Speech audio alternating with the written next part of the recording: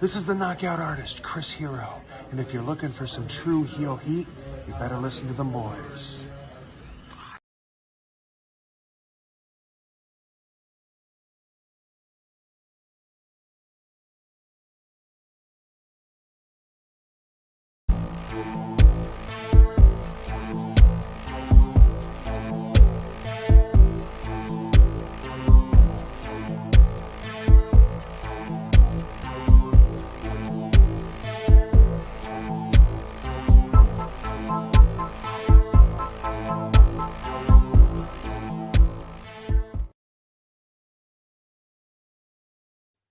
Hello, hello, hello. It is me, your True Hill Phenom, SP3. We are live on the True Hill Heat YouTube and Facebook for NJPW Wrestling Dontaku 2023 Roundtable Review. Here to discuss the huge show from a sold-out Fukuoka, Japan. I am here with the Master of Ceremonies for New Japan Pro Wrestling here on the True Hill Heat YouTube channel, past, present, and future. It's your boy, J News. How you doing, News?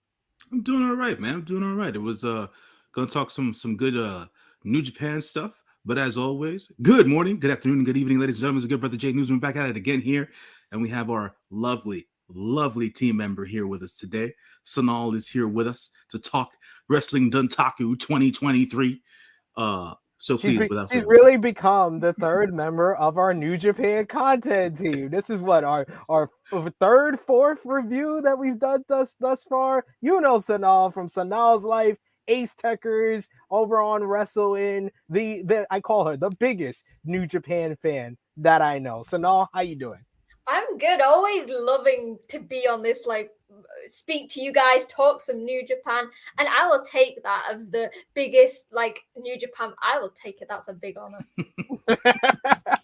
You are. You keep it real. You talk about anything, even if you don't like it. Mercedes Monet, you still be honest about it, and I always enjoy it. You know what? I said to her, you know what? Fair enough. She did some good matches. I gave it to her, but the booking, the long-term goals, there were some moments where it was a bit shady. I was a bit like, You're honest. To a fault, and I love it. But yes, we are here to talk some New Japan Pro Wrestling. So we thank everyone who's joining us live, who's watching us on demand. Show your appreciation back. Drop the thumbs up on this video. Share this video with all your wrestling fans, friends, and family on all your favorite social media platforms. If you are new to the True Hill Heat YouTube channel, hit that subscribe button and hit the bell to stay notified for all the great content here. And of course, sound off in the live chat if you're with us live. We love to hear from all of you, your thoughts, your opinions on New Japan Pro Wrestling, Wrestling Dontaku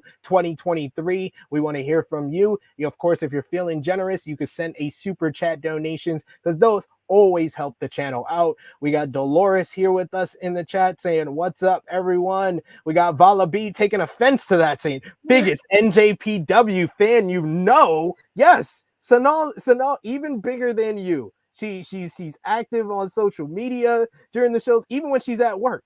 Like, she's still watching. I love it, Sonal. It's commitment. I think it's every time there's a big show and I'm working, I'm like, can someone message me when the main matches are on? Because I will take an early lunch. I will work later if I can watch these shows live.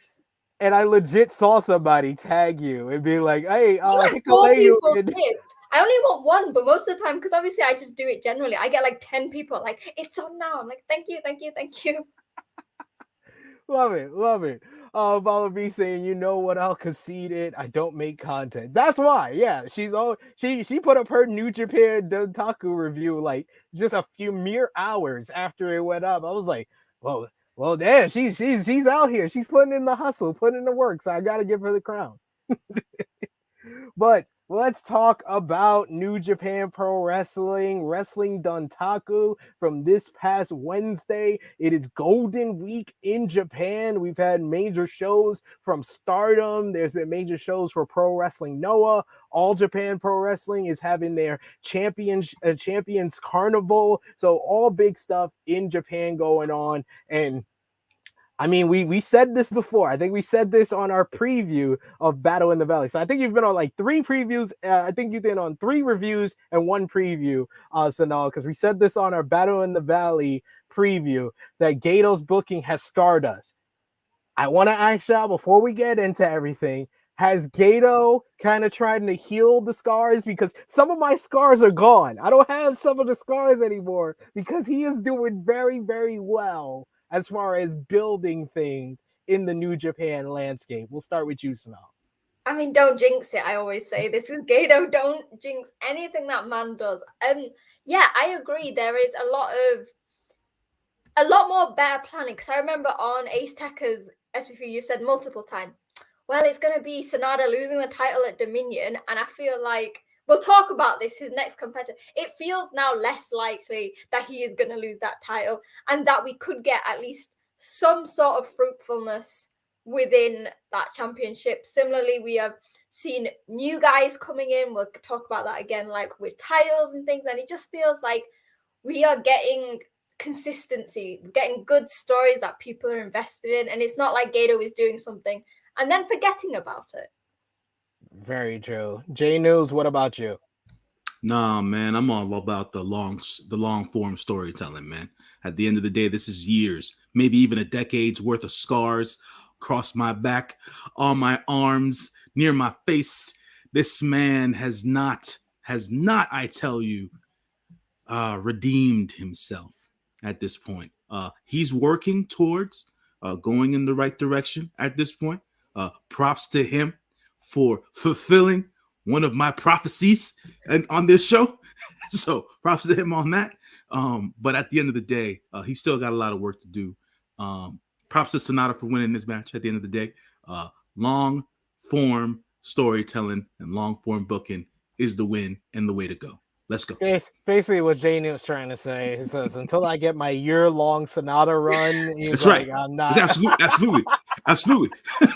I want that year-long SANADA run. Give it me now. I will agree with Jay News on that. That is when Gato will redeem himself for the evil 2 belts. Hey, all I will say is that you heard that crowd. That crowd in Milwaukee wanted Hiromu to win that championship. Oh, yeah, so I don't know. I think people. He turned them. People are jumping off that SANADA train faster than it's going. He turned them by the end of that match. He's the golden boy, isn't he?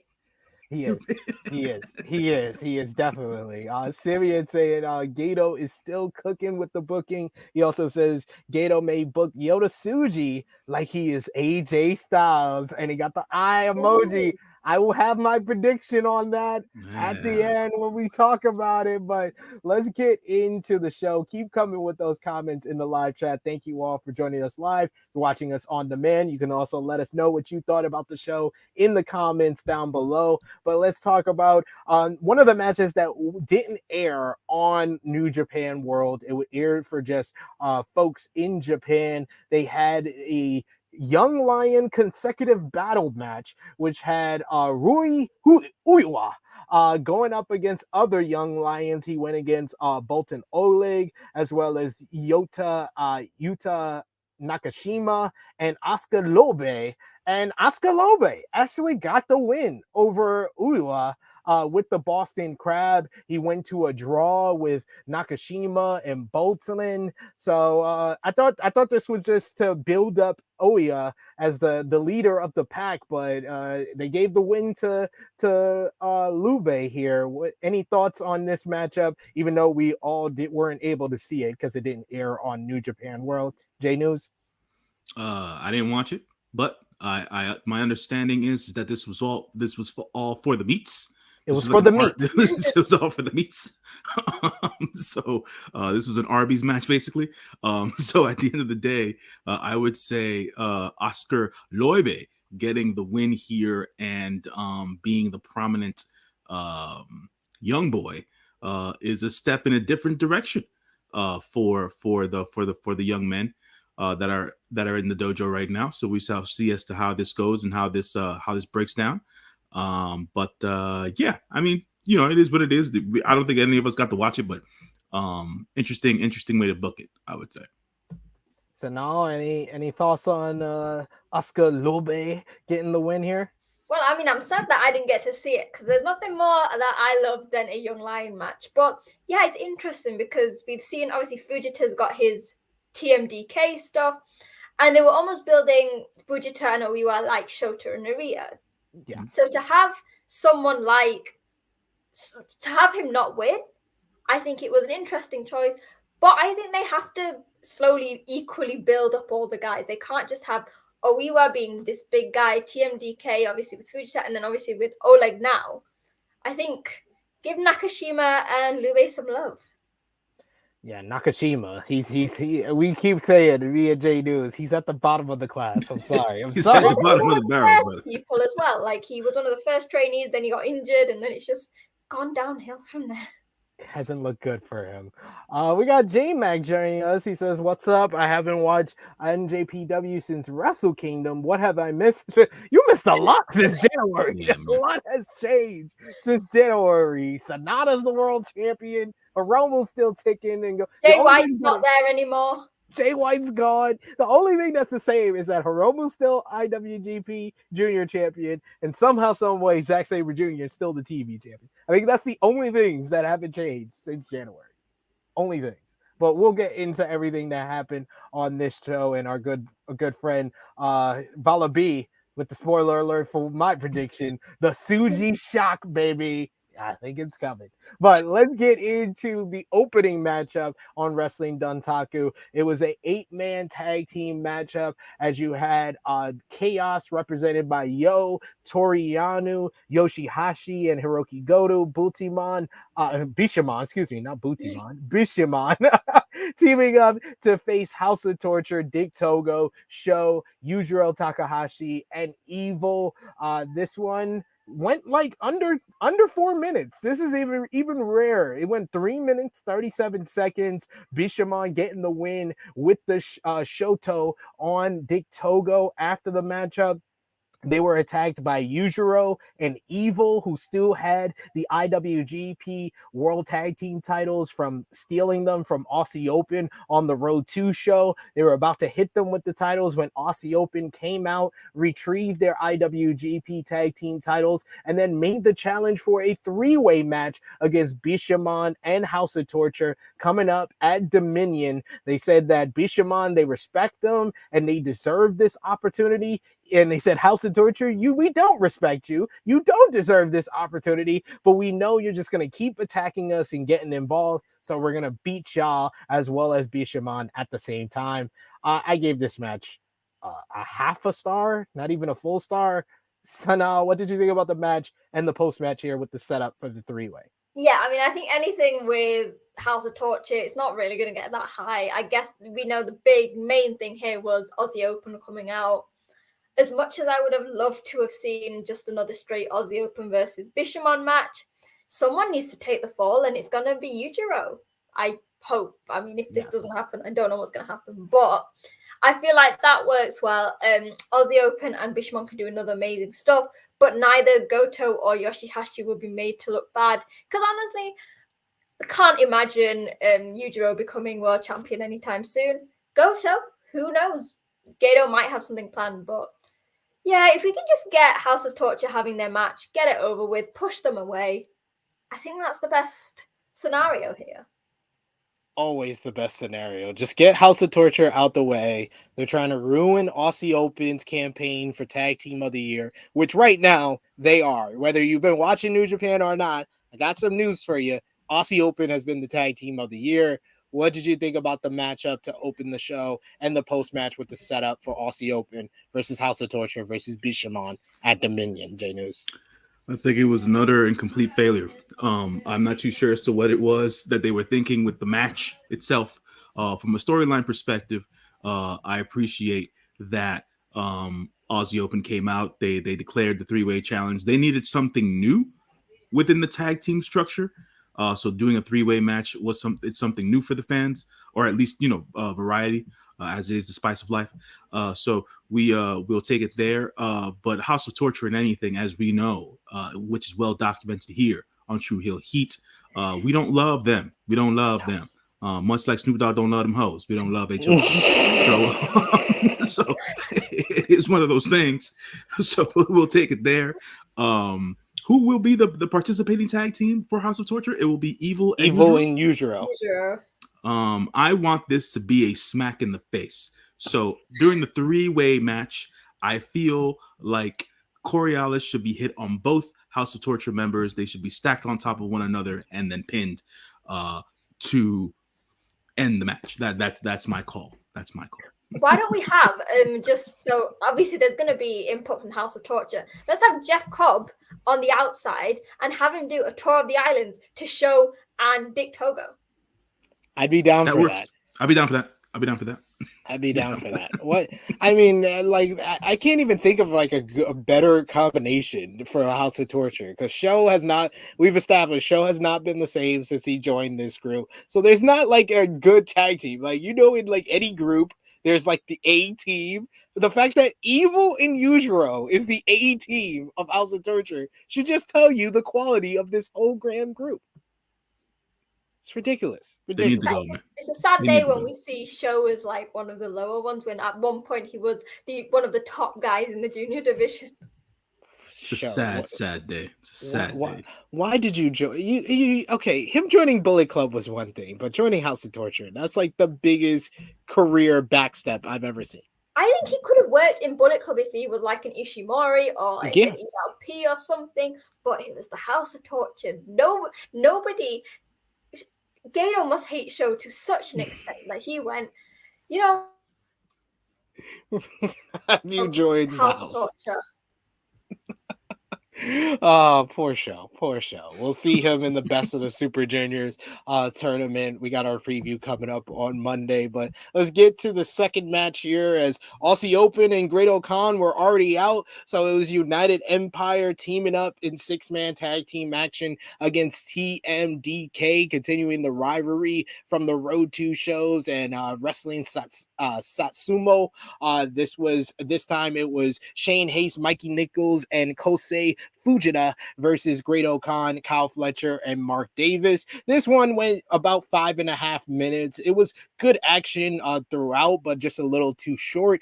And of course, Fujita's there to take the fall, so Great-O-Khan isolated him, put him in the sheet killer for the win in this one. I love the matchup, like I said, on our preview for Wrestling Dontaku between TMDK and Aussie Open. So anytime they were in the ring together, I very much enjoyed this. I enjoyed it a lot more than I enjoyed the opener. I gave it 2 stars for this one. Sonal, what do you think about this 6-man tag team match?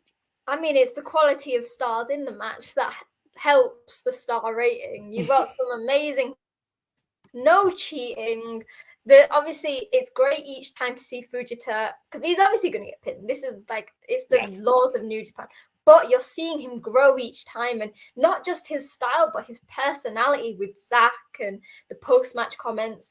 It's just really nice. And the Empire, there's never anything bad to say about them, whether they're in a big title match or a multi-man tag match. They always provide for fans. And I feel like, I said this on Twitter and people weren't too sure. The Empire might be now balanced with LIJ for popularity in Japan. I see so many green light sticks, so many Empire merch. And while I think someone said that LIJ is still top, I think the Empire are very slowly sneaking up on them. I think they closed the gap where, you know, they're kind of positioned as tweeners where they can go against the baby faces, go against the heels, but you always hear the reaction. Even for someone like a lower member, in my opinion, Hanare, ever since his matchup with Shingo, he's been getting bigger and bigger reactions as of late. So I totally agree with you there. J News, what do you think about TMDK versus United Empire here? Much to what Sonal said. I think the relevance of the stars makes the star match in this particular one. Be that the United Empire boys that don't know how to put on bad matches. So, you know, the Great-O-Khan is great. Is great professional wrestling at its finest. He has a great big over the top personality. The Aussie Open boys are the best tag team in the business. You know, and putting him in there with TMDK and Kosei Fujita, Kosei Fujita's got this opportunity that no other young boy has had, either in a very long time or ever. I think it's ever. I think nobody's ever been in a faction as a young lion. And at the end of the day, he's getting to do what young lions don't get to do outside of their young lioness. At the end of the day, they're dojo boys. They usually don't get to do anything. And he's character now. He's got a different style in the ring all the damn time, or whatever the case is. It's like, take the black trunks off this kid already, man. You know what I'm saying? It's over. You know, he graduated. You know? The fastest graduation in New Japan Dojo history. The fastest graduation in the Noge Dojo history to the Ichiban Sweet Boy, baby, because he is the man. He takes all the pins, but he's entertaining as hell. So, you know, we showing love there. But from you know, I think who's the third man in this match? It was Okan was on his side. And then Fujita was so there's no necessarily build there, but they're you know, to your point, SP, they were still building off of the Road 2 shows and stuff like that. So they still have that going on. I think that we'll probably get another TMDK proper versus Aussie Open match somewhere down the line. So we'll see how that pans out. But yeah, no, it worked. It was solid. Probably 2.5 stars to be on the good side. Fun matchup. We're just going over our 5 minutes or so. We got Colin in the chat who says anyone joining House of Torture kills their career stone dead. Couldn't say it better than that. I mean, to be fair, Yujiro's was probably already quite dead before he joined anyway. And he's such a nice guy. I met him at the Bullet Club block party. I met him as well. He is a really nice guy, but it's just not working for him. No, he ain't getting any younger. Sorry, boy. No, he's not getting any younger. And it's like I stated many, many moons ago. If Peter ain't there, we don't care. At the end of the day, the Tokyo Pimp hate the Tokyo Pimp if he ain't got the lady with him. So, it is what it is. Unfortunately, it is. We got Simeon who says the Tokyo Pimp lost his pimp status. Absolutely. And he also says, I agree the United Empire have the merch numbers to support their claim as a top popular faction. They're getting up there, and they're doing all of this without Will Ospreay active, which says a lot. So that's good for United Empire fans. But let's go to the third match on the card where we had more United Empire. This is another reason why United Empire is getting up there. There's so many members. There's 7 members. Like, you can do multiple matches on a card where they just feel like they're all over it. But this one was a 6-man tag team matchup with the former IWGP Junior Tag Team Champions TJP and Francisco Akira, Cash 2-2, teaming up with Aaron Hanare versus the new IWGP Junior Heavyweight Tag Team Champions, the Jet Setters, the Jet Kevin Naito, and Kushida, as well as with Shota Umino. And this match was really about kind of what we predicted on our preview show, J News, where they were establishing a feud of sorts between Shota Umino and Aaron Hanare, 2 guys that have kind of come up in the New Japan system, and they were going at it very fierce and fiery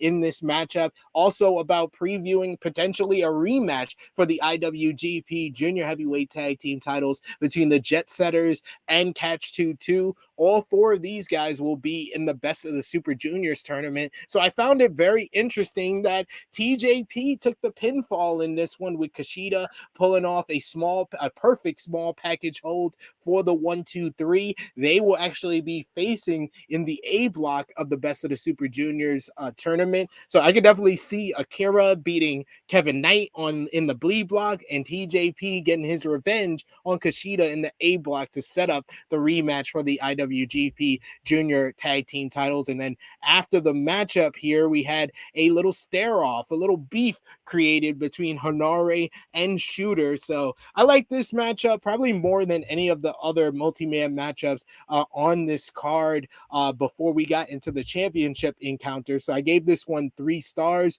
J News, what did you think about this one? To the point that you made in regards to Shooter and Gentrified Hanare having this beef, we called it, but then they called an audible during the show. So we won't see this beef happen until the G1 or whatever the case is.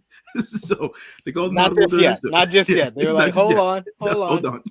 We'll get this going at the G1 eventually. So Shooter, man, Shooter's a mainstay on New Japan TV at this point, man. He's out here making matches, he's making challenges and stuff like that, or whatever the case is. He's a star, bro. big ups to the shooter there. I think that having the rematch for the IWGP Junior Heavyweight Championships here somewhere down the road, not necessarily knowing where, but I'm sure that the four wrestlers in the tag situation, unless they want to do something drastic, they won't win the Best of Super Juniors. So they might have that match at the end of the tournament to fill in one of the shows. So we'll see how that goes. I thought the match was solid, and they did a good job creating this beef and storyline between Shooter and Hanare. So solid 3. I agree with you there. So now, what were your thoughts on what was going on during this match?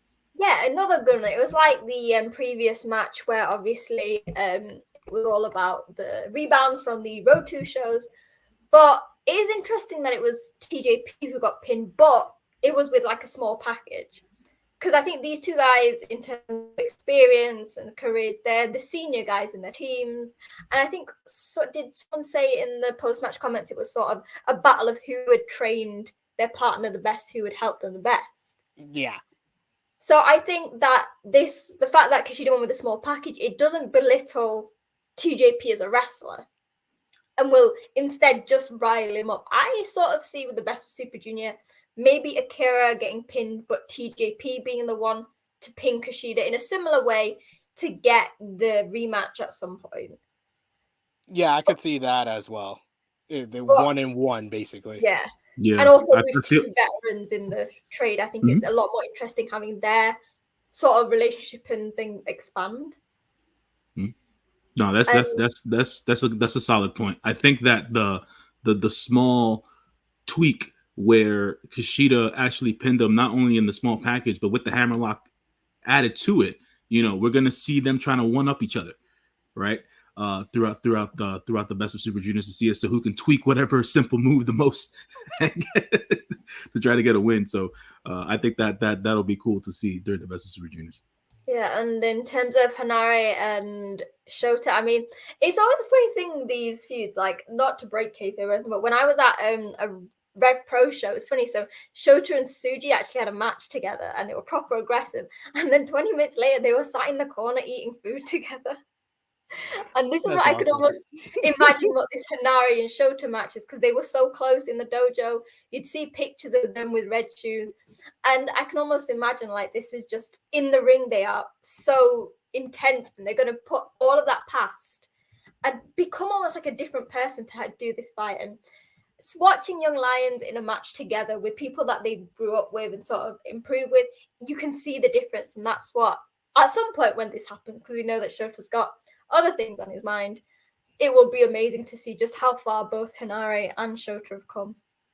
And we've seen this in the past too, with like guys like how Jay White used to go at it with David Finlay and Juice. You saw with Juice and David Finlay last year in the G1 climax. You always are more physical and more aggressive against your friends in the ring than you are with people that you dislike, it seems. But we shall see how it pans out when they finally go one-on-one with each other. But the next matchup was our final multi-man matches before we get into the title matches on this card. And it's the ongoing fashion feud between Los Ingonables de Japón and Just Five Guys. This time, 6-man tag team action with Bushi, Shingo Takagi, and Tetsuya Naito representing LIJ versus Doki, Yoshinobu Kanemaru, and Taichi, the King of Pro Wrestling 2023 provisional champion. Of course, they continued the feud between Shingo and Taichi throughout this matchup here. It only went just over 7 minutes, 7 minutes, 17 seconds with, of course, if LIJ is losing, you know who's taking the fall for them. The Fujita of LIJ, Bushi, taking the fall here as Taichi got the win with his new submission, basically the stretch plum, that he got the victory over Shingo Takagi to win the KOPW championship. After the matchup, Just Five Guys celebrated with Taichi now pulling off his pants in the post-match when the beat hits. When the beat drops, that's when he he rips off his tearaway pants, and we got more Taichi kind of teasing a rematch against Shingo Takagi, and so it was some interesting stuff in this one. I thought it was a pretty decent matchup. I gave it 2.5 stars. So now, what you thought about LIJ versus Just Five Guys here? I mean, any match with Just Five. Anything with Doki and Uncle Nobu and Taichi is always great for me. I think this is a really good match, obviously, aside from Taichi and Shingo, which I really hope, just for the sake of their bodies, that this rematch does not happen too soon and that Shingo does not get to choose another stipulation. But I am looking forward to the 3 juniors in Best of Super Junior. I know we've all said Bushi is like the 4 guy, he's a fugitive, but I really want to see Bushi, Doki, and Kanemaru not be the guys at the bottom of the thing, especially Doki.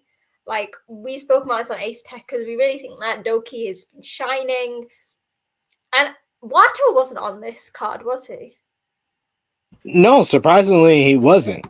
No, so I guess, like, on like a line is Bushi, Kanemaru, Doki, and Wato. All guys who people won't expect to do well, but who I hope will pick up something and some sort of win and momentum that isn't overshadowed by the top guys and also the new people coming in.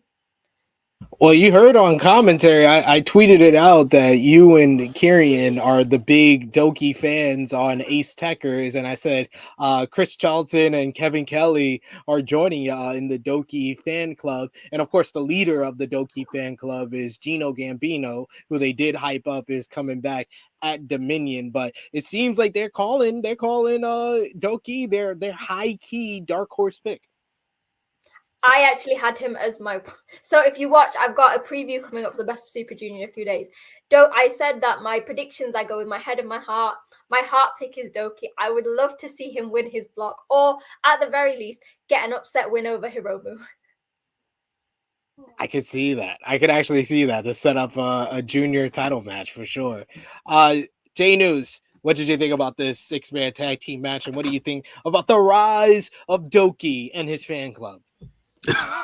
The rise of Doki and the fan club. How hated Doki was for the last 3 years. How hated he's been, and the turnaround he's made is really, really good storytelling on that end. He's done a physical transformation on himself, which is in addition to him helping himself have a longer career in the ring. So that's a positive on Doki's side there. I would like to say that the Best of Super Juniors tournament, the card, we'll talk about this on the show on Monday, but let me down a little bit. Yeah, I'll explain why on Monday. But really? Let me down a little bit. I love the card because the only thing I'll say, I'll just put it out there, is that the first night you got the match for my heart of Hiromu versus Speedball Mike Bailey. Mm-hmm. And then on my birthday, they're giving me Hiromu versus Kushida on the 18th. My birthday. That's my birthday present. Thank you, New Japan. There are no fillers. There is no Dick Togo, no Gato, no Jado. Like, it's amazing. I just missed a few of the wrestlers that we got last year. I would have liked to have had them in this year. That being Ace Austin, that being his tag team partner in crime, Chris Bay. Well, they both, when my interview with Chris Bay, he said he's focused on the tag teams. That's what they're focused on. I know. But at the end of the day, I would have liked to have seen him. I'm a big fan of Alex Zane. Man, the sauce is the man. So who's not a junior heaveweight. Not anymore. Too many Taco Bell trips. I would have liked to have seen Blake Christian this time around. But you know, it is what it. I don't know what's going on there with him in New Japan, but it is. And I think commentary did mention that there was guys like that just missed out on the cut that would have liked to be in the junior heavy, the Best of Super Juniors, but there's always next year. Right. But at the end of the day, with this particular match here and how it ended up, you know, I called it, man. Bushi was going to look up at the lights. You know, at the end of the day, it is what it is. I don't know where they're going with the King of Pro Wrestling Championship. I know that they're now trying to equate it to the BMF Championship, which is cool. I get all that, but we just can't have Taichi and Shingo. We need more. We need more people in this division, if we want to call it that. I feel like Hanare is a big one. I think he is. Yes. Yes, into yes. the Hanare, get him in there. You know what I'm saying? I don't know. Give Suzuki some love at some point again. That would be scary. Imagine Suzuki picking stipulations for this title. Hey, listen. Give me something a little bit, because we've been riding this Tai Chi and Shingo thing for a bit now. So we need a little bit of change. That's all it is. But on top of everything else, I think what we got here was standard New Japan stuff. So nothing too special out of it or whatever. I just feel like to your point about Yoshinobu Kanemaru and Doki and maybe even Bushi getting some love during the Best of Super Junior tournament will be cool. If they keep the tournament tight, not where there's one person who's leading the pack, but where everyone's like in contention until the last couple of nights, I think that would be a different storyline to drive this year around. So that can definitely be a choice to happen. So I'm looking more forward to something like that than years past where someone is just driving the entire freaking tournament by themselves. Yeah, I mean, it's going to be interesting because we don't suspect Hiromu's going to win this year. So someone like Doki getting the win over him would be interesting. I can definitely see Leo Rush getting his win back against Hiromu's as well. So yeah, there's a lot of interesting stuff, and we'll talk more about Best of Super Juniors on Monday during our preview. They announced the whole cards at this point of the show.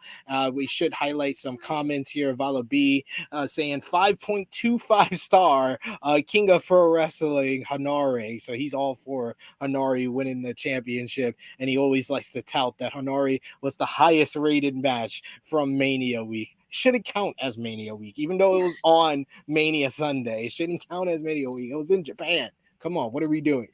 Simeon saying this title is for dangerous men. Suzuki and Hanare fit the mold. That is true. Hanare definitely proved himself, as his kicks are fierce and he has that Muay Thai background, so he does fit that mold, and so does Suzuki. And when Sonal said him picking stipulation, I was just like, it's probably like a knife fight or someone's got a die fight. That's what he would want. That's going to extreme of Tai Chi matches. The winner is the one who doesn't go to the hospital. But I also see because I don't see him winning, and this is again a spoiler, Tsuji in this division. I feel like he could really work well. Listen, man, Yota Tsuji is a special human being. Tell you guys that right now. That young man's going to do some terrific things in New Japan Pro Wrestling, and I agree with Sonal. Let him be the BMF champ somewhere down the line. No, he's got bigger. He's got bigger fish. Absolutely to fly. not.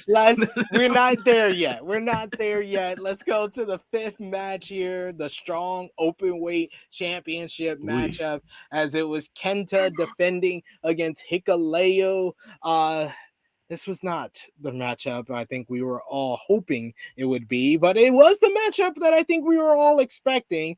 This was basically Kenta. At first, he got knocked on his ass before the bell, really. So he acted like he was knocked out and got a quick little roll up on Hikuleo. And then the focus of the matchup was him going after the legs of Hikuleo, trying to take the big man down. At one point, Hikuleo hit a big boot to the referee, had to call on Marty Asani to come out and referee the rest of the matchup. Kenta came close to getting a win with the Psycho knee at one point. He also had the game over and looking to submit Hikuleo. He looked for the go to sleep, but Hikuleo was able to reverse out of that, hit a big power slam, followed by his choke slam that he's now calling the Godsend. Gorillas of Destiny send, I guess. The Godsend for the 1-2-3. This match went just under 10 minutes, 9 minutes, 45 seconds, and it was not good, folks. I gave it 2 stars. It was just kind of there. They attempted a little man, big man matchup, but they did not succeed. And once again, I gotta say, Sonal, what y'all said on Ace Tekkers is coming true. Kenta's just not the Kenta we wish he would be for these singles matches that go longer than 5 minutes. What did you think about this one? Can we just say justice for Hikuleo? I love Hikuleo. He's one of the nicest guys. I think he's had so much potential with Jay White, and New Japan haven't booked him well. And to have his first title being done this way is a disservice to him. Kenta, I love Kenta. Everyone loves Kenta. He's a legend. But a lot of people have said, it's just not been working. He could have gone into this knowing he was losing the title. Show us the Kenta that we love. The Kenta that is not Bullet Club. There's no low blows, no kendo sticks. But instead, he just sort of did like 3 or 4 low blows, hit Hikuleo with a kendo stick, and just sort of made the match a bit like, I feel like they could have done a lot more, channeled into this Bullet Club versus Hikuleo, because obviously Hikuleo did betray Bullet Club and is, I guess, the reason that they lost their leader. Yep. And I know some people don't think Hikuleo's at that level, but I think Hikuleo needs to be given the platform to show his level. He's a tall guy. He's athletic. The match against Kenta, it shouldn't have been this way. But on the plus, Kenta doesn't have the title anymore.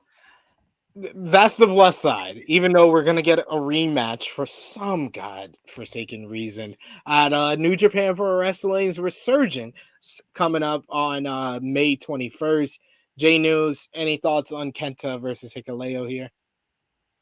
I've been saying this for a while about Kenta, and I think I'm finally being heard. At this point, he is a joke, and that is not cool. That is not cool. It's not funny, but it's not a good joke like Yano. No, it's not a good joke. It's just a sad one. Absolutely not. Kenta, being the legend that he is, doing what he's done throughout his career between Noah, New Japan, NXT, wherever he's been, man, he's been considered one of the best to ever do it. And at the end of the day, it's just, I don't know. This ain't it, man. This is not it. And I said this. I think I said this during the preview. The whole Tama Tonga Hikuleo thing going to the Fed. That hype's died down. This, then the third. Listen, man, this can't be the way this kid wins a championship. It just can't. It just can't. Like, this does not put him on the map. It just doesn't. Giving someone a championship doesn't automatically put them on the map. What is Hikuleo going to do from here? This is really what it boils down to. And the first thing he does, or the first thing that they do from a booking standpoint, is put him in a rematch against this dude that just gave him one of the worst wrestling matches he's ever had in his career. Like, I don't understand. This is why I told you guys that the scars are still there. Gedo's booking is not where it should be because of things like this, right? So at the end of the day, this match, I'm saying it beforehand, and we'll come back to it at the end of the show, LVP. That's it. But even more than the first match with House of Torture. Of course. Because there was actual expectations for this. Exactly. One. There were expectations for this match, and nothing was met. Absolutely nothing was met. And it was a trash match for a championship belt that now at this point means absolutely nothing. So man.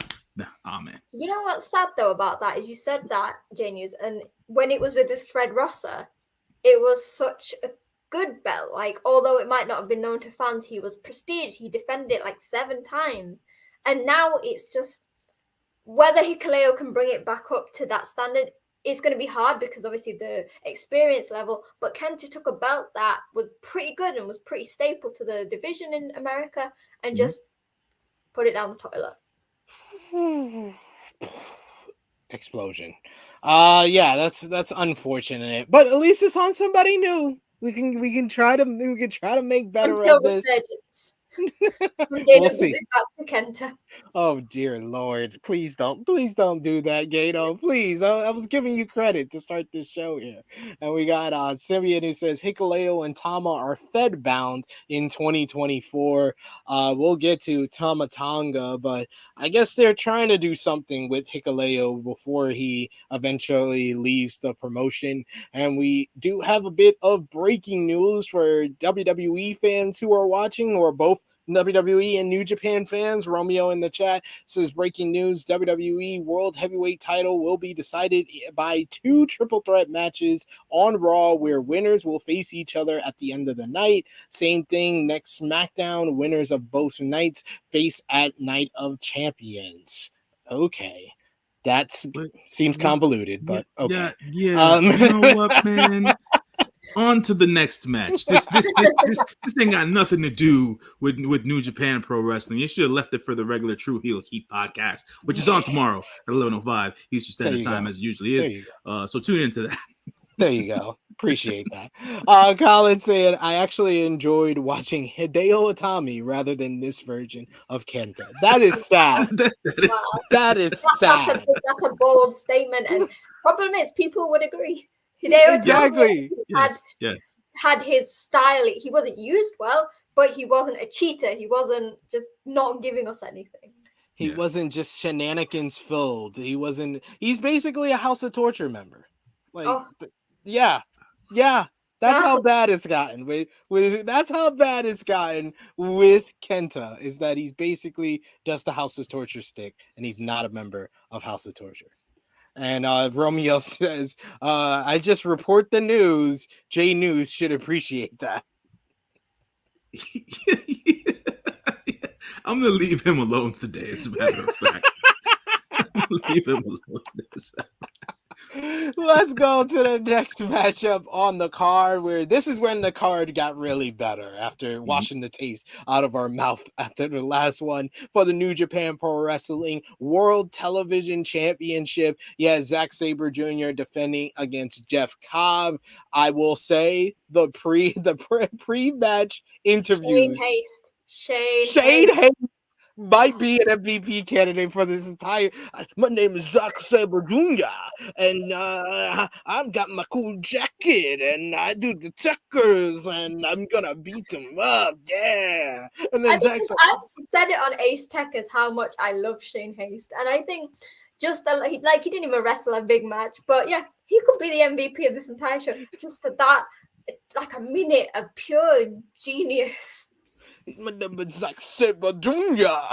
It's on YouTube. Is it on YouTube? Because I want to find it. I feel like I want to watch it every day. I think it is. Because they put up the matches on YouTube, so I think they put up the pre-match interviews. And then Zach comes in. He's like, "Who am I supposed to be? Oliver Twist? It was supposed to be Oliver Twist." To be fair, no. Be honest, right? Both of you guys. If you did an impression of us Brits, would that not be sort of on the level that you do? Something more Oliver Twist than what we really are. Well, really, even though he's Australian. Let's hear your best British accent, J News. No, hell no. It depends. Because I feel like from a traditional standpoint, right? When you talk about the accents and all that stuff, right? So it's like, Sonal mentioned Oliver Twist, that it's like, well, that's really like Victorian times kind of like British stuff or whatever the case is. It's not necessarily a Cockney accent, and then dudes from Birmingham sound a certain way, and then guys from Mexico sound a certain way. So it's like, I love, because it's one of those things where it's like, I would rather listen to, I don't even know, but at the end of the day, the way that Shane Haste did his impression, and when Zach came in, he was like, "We've been friends for 10 years. Like, this is the best you can do." I was like, my name is Zack Sabre Jr. I love how he just kept going with the color. Exactly, it's everything about Shane. It's like him in the ring. It doesn't just stop at the moves. It's his facial expressions. Shane Haste is the whole package, and we've said it on Ace Tekkers. If he is in the G1, I will not be sad about that. I wouldn't. I'd be totally fine with it. Absolutely.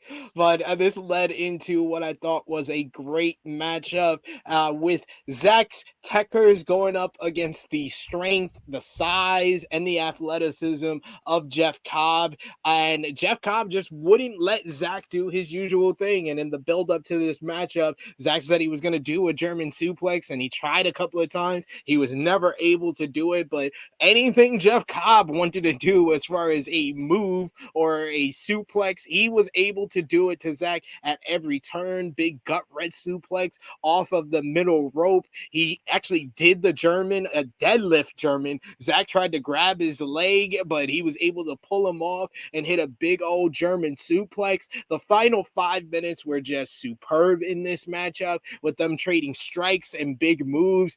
Jeff Cobb hitting the big whipping backdrop driver that he does, and Zach rolling out of the ring to the spin cycle. He calls it the spin cycle, and Zach rolling out of the ring to avoid a pinfall. The final minute was just so frantic, with both guys trying to go, Zach going for submissions and Jeff Cobb just trying to knock out Zach. He tried a big sliding forearm down to a laying down Zach, and he was able to catch him in an arm bar and nearly got the submission, but Jeff Cobb lifts him up and just slams him down. And neither man, it wasn't a case of like, okay, if there was an extra second or two, one of these guys would have won. It was just completely split down the middle. Like, neither man had the upper hand by the end of this thing, as it went to the 15-minute time limit draw. And I think it was just so well done, and this felt like just the right result and the right time to finally do the time limit draw, this being Zach's 6th defense of the New Japan Pro Wrestling World Television Championship.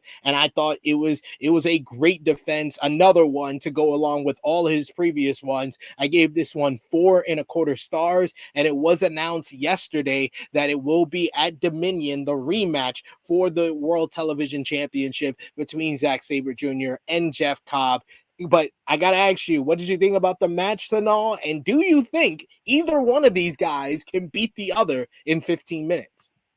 I loved it. Like, we've said that this 15-minute time limit is the best thing that's probably happened to this belt. And while the Zack Sabre Jr. going 15 minutes with former Young Lions wasn't really that realistic, this was. While Jeff Cobb has the size advantage, Zach is one of the best Tekkers guys in the world.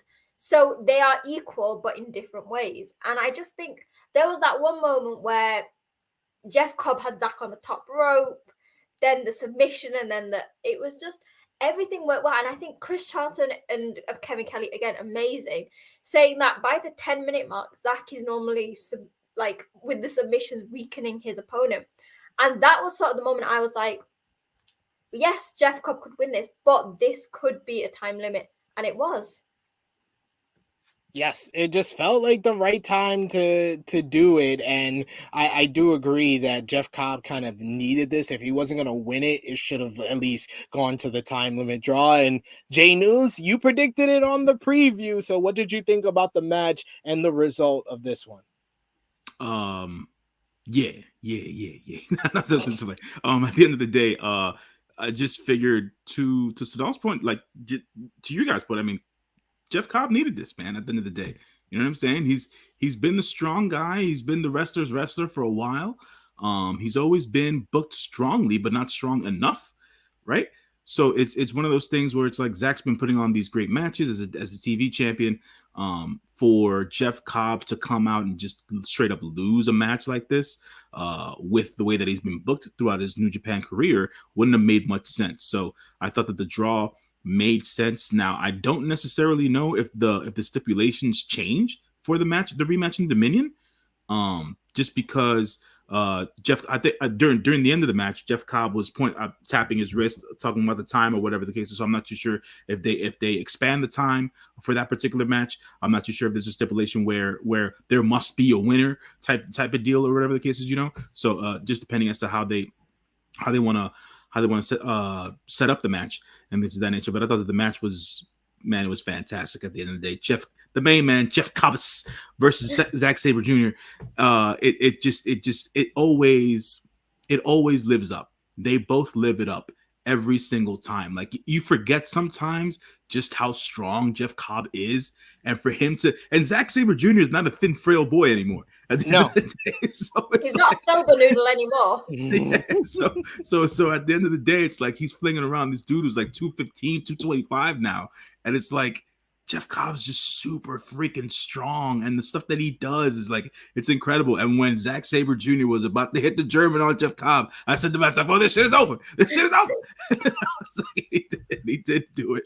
Man, it was just a cool match to see, and them being equals, right? Because you never necessarily see. I mean, outside of Suzuki and Blue Justice. Fuck man, why am I what is his name? God damn it, I'm forgetting his name. Yeah, there you go. So outside of those two that have always been kind of on equal footing, right? You don't get to see that too much on New Japan Pro Wrestling because Okada's had one up on Naito his entire career. You know what I'm saying? Yeah. So to that extent, these guys are equals, and it's like, who wins? Will they trade the belt back and forth? Is it just one of those things? The stipulations, does this become a pseudo KOPW kind of a championship where stipulations have to come into play for one to get traded off to the other? You know what I'm saying? So it's like it's one of those things, and I really like watching these two guys matches. Yeah, I'm sorry about the Nagata, man. I'm telling you, man, my brain, the fog's real. Anyways, so at the end of the day, is just one of those things where I feel like Jeff Cobb is always going to be positioned strongly, but the way that they come about with the matches and how they put them together is always the unique part about it. And I definitely like this match. 4.4 and 4.25, so 4.25 stars. Yeah, I definitely agree with that. For this match, definitely a dope match to watch. Yes, and they went back to back with what I thought were really damn great matches on this card. As next, we had the biggest never open weight 6-man tag team championship matchup that's ever happened for this damn title, as it was Strong Style, Ren Narita, El Desperado, and Minoru Suzuki making their second defense against Kazuchika Okada, Tomohiro Ishii, and Hiroshi Takahashi. And Tanahashi's previous injury, the rib injury, came into play almost immediately in this one, with his ribs being the focus of Strong Style. You had Suzuki doing the Cobra twist on this man, driving the elbow into his damn ribs. He was selling. I love Tanahashi. Tanahashi's always been one of the greatest sellers of everything, but the way he sells actual injuries are just the best. And how he was like touching his stomach, I was like, this man either got to use the bathroom or he's really hurt.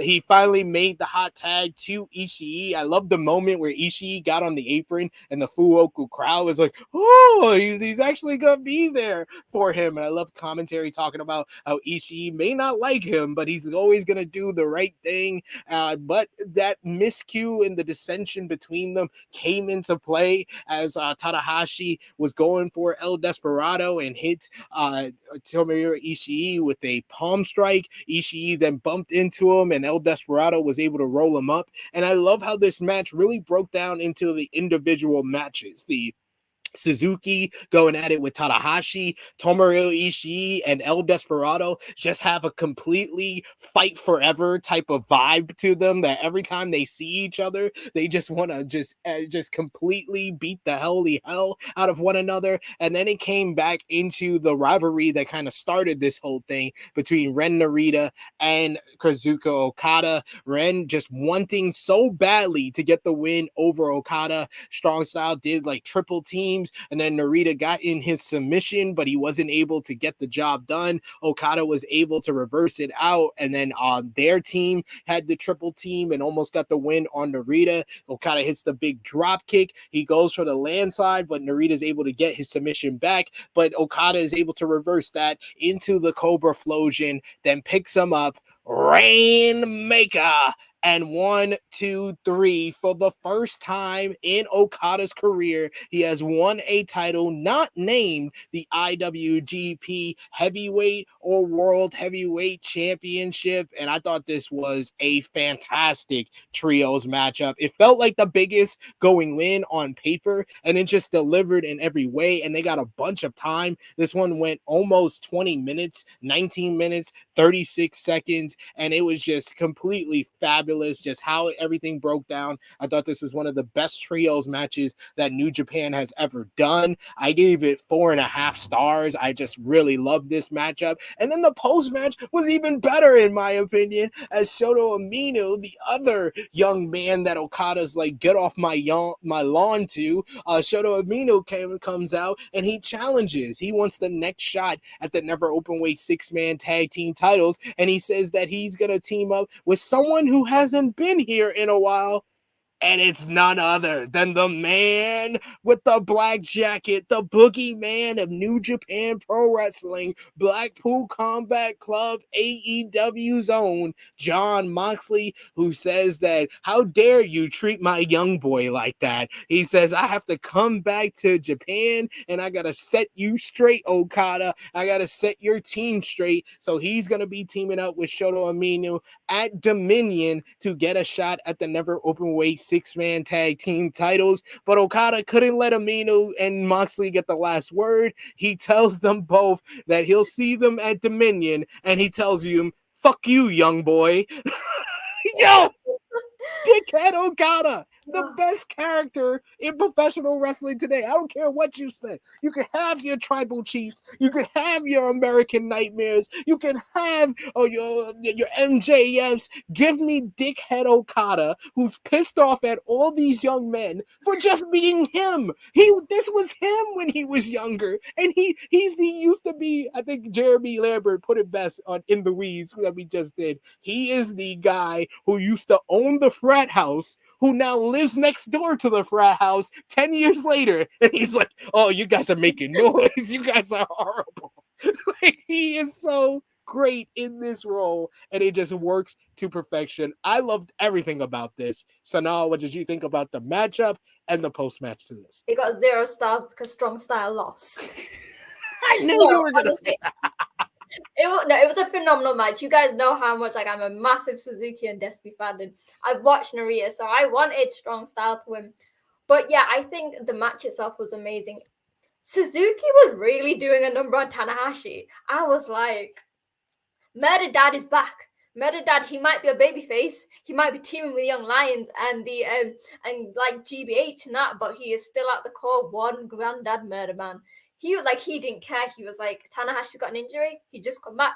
That's what I'm going to do. And again, I know they're in different divisions, but Ishii versus Desperado is just a match made in heaven. They bring out the best in each other. There's like, because they're so different, it just works really well. And everything in this just worked perfectly. The storytelling, the match itself.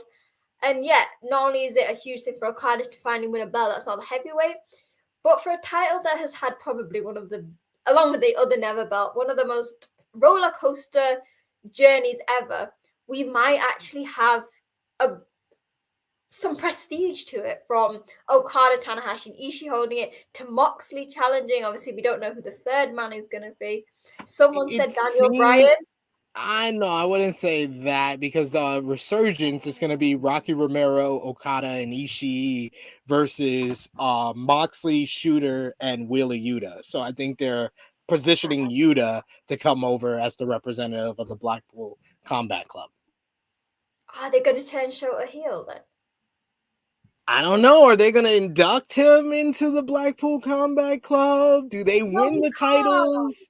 I don't know. He's been giving little kids wristbands. He's got his little glow sticky card. The merch sales. You know what? They can't. These kids have got these wristbands, and you can't just have him go heel. But yeah, I mean, apart from the result, because obviously that's a personal thing, it was great to see such a strong. I mean, I think they only had one successful defense, which I guess isn't great, but I think it's just gonna elevate the title for when it needs it. Give Okada something to do where he can be this dick, and I think it just works perfectly. It's so great. I love it so much. We got Vala B saying this match was balls to the walls fun. We also got Romeo in the chat who's saying that partner for Mox and Shota has to be Claudio or Brian. If it was Yuta, they just announce it like they did for Resurgence. No, they're gonna get the win over 2/3 of the champions and then announce it. J News, who do you think is going to be the third man for Shooter and Moxley, and what did you think about the match and the post match here? So, first off, this particular match subverted expectations for me. I didn't think it was going to be this good, and I didn't think it was going to go this long.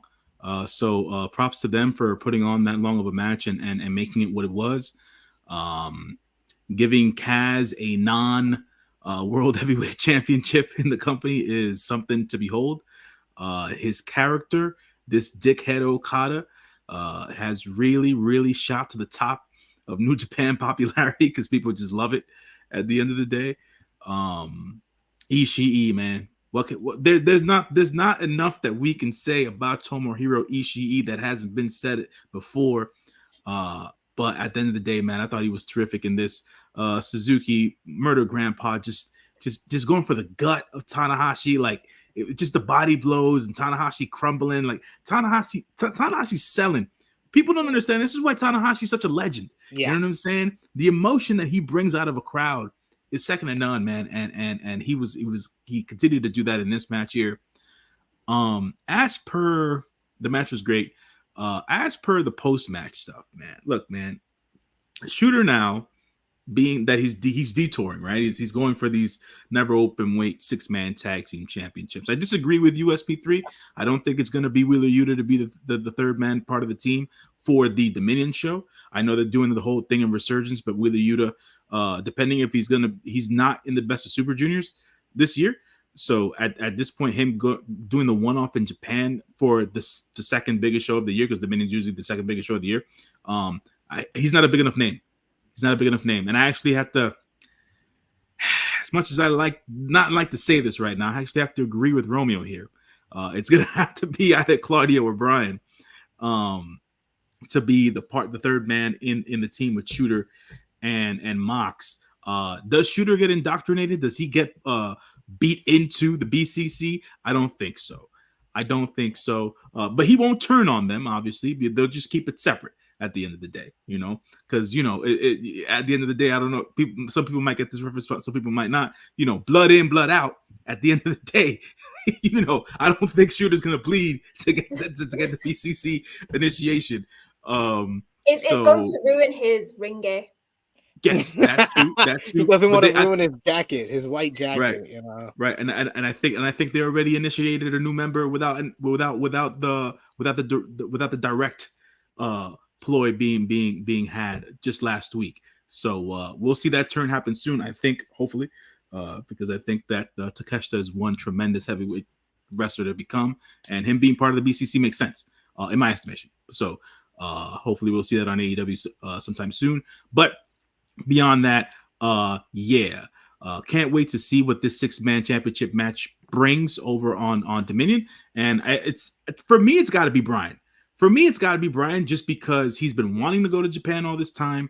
The majority of the time when they do bring Gaijin wrestlers over, usually their first match is a tag match. So it just makes sense in that regard. So I would think it would be Brian, and maybe a G1 appearance. Maybe. I'm not guaranteeing that. That's not part of my prophecy, but maybe a G1 appearance. I don't know. We shall see. We shall see. I would hate to be you if I'm right that it's Wheeler Yuta. And to answer Romeo, he says, "Wow, it's not a satanic ritual you're performing when you agree with me. It's okay, man. It's just that you're so often wrong about these things that's why it's painful for him to agree with you."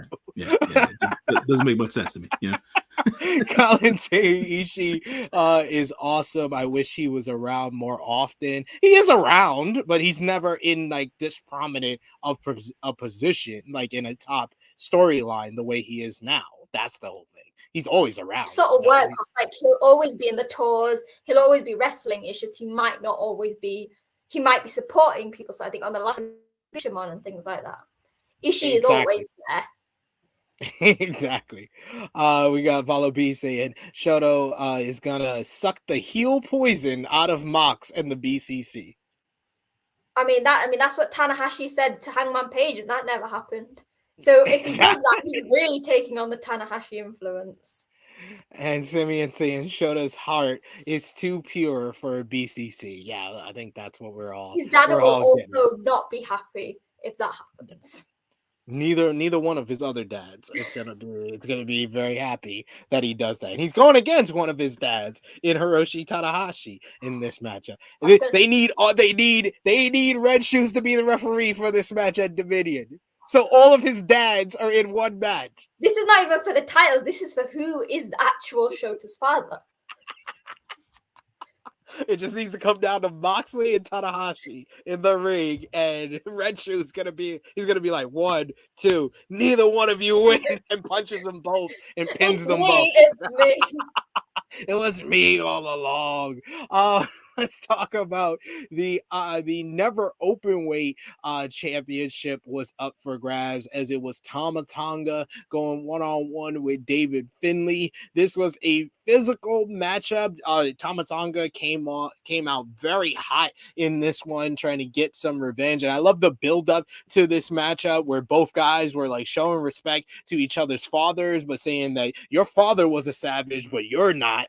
And David Finlay showed himself to be a bit of a savage. This match got a bunch of time as well, going 25 minutes. I did not see that coming. I will say that. I did not see Tama Tonga and David Finlay going 25 minutes. And can I just give credit to Tama Tonga that, I always give it up for, his personality, for his promos, for the way that he's become this kind of pure baby face that the fans in New Japan just absolutely love and adore. But in this match, he showed some technical ability. The way he got into the sharpshooter was one of the best waves I've ever seen the sharpshooter executed ever. Watching Bret Hart, watching the Scorpion Deathlock with Sting, it was just beautiful the way he did it. But eventually, David Finlay was able to get a hold of this matchup and just completely brutalize Tama Tonga with powerbomb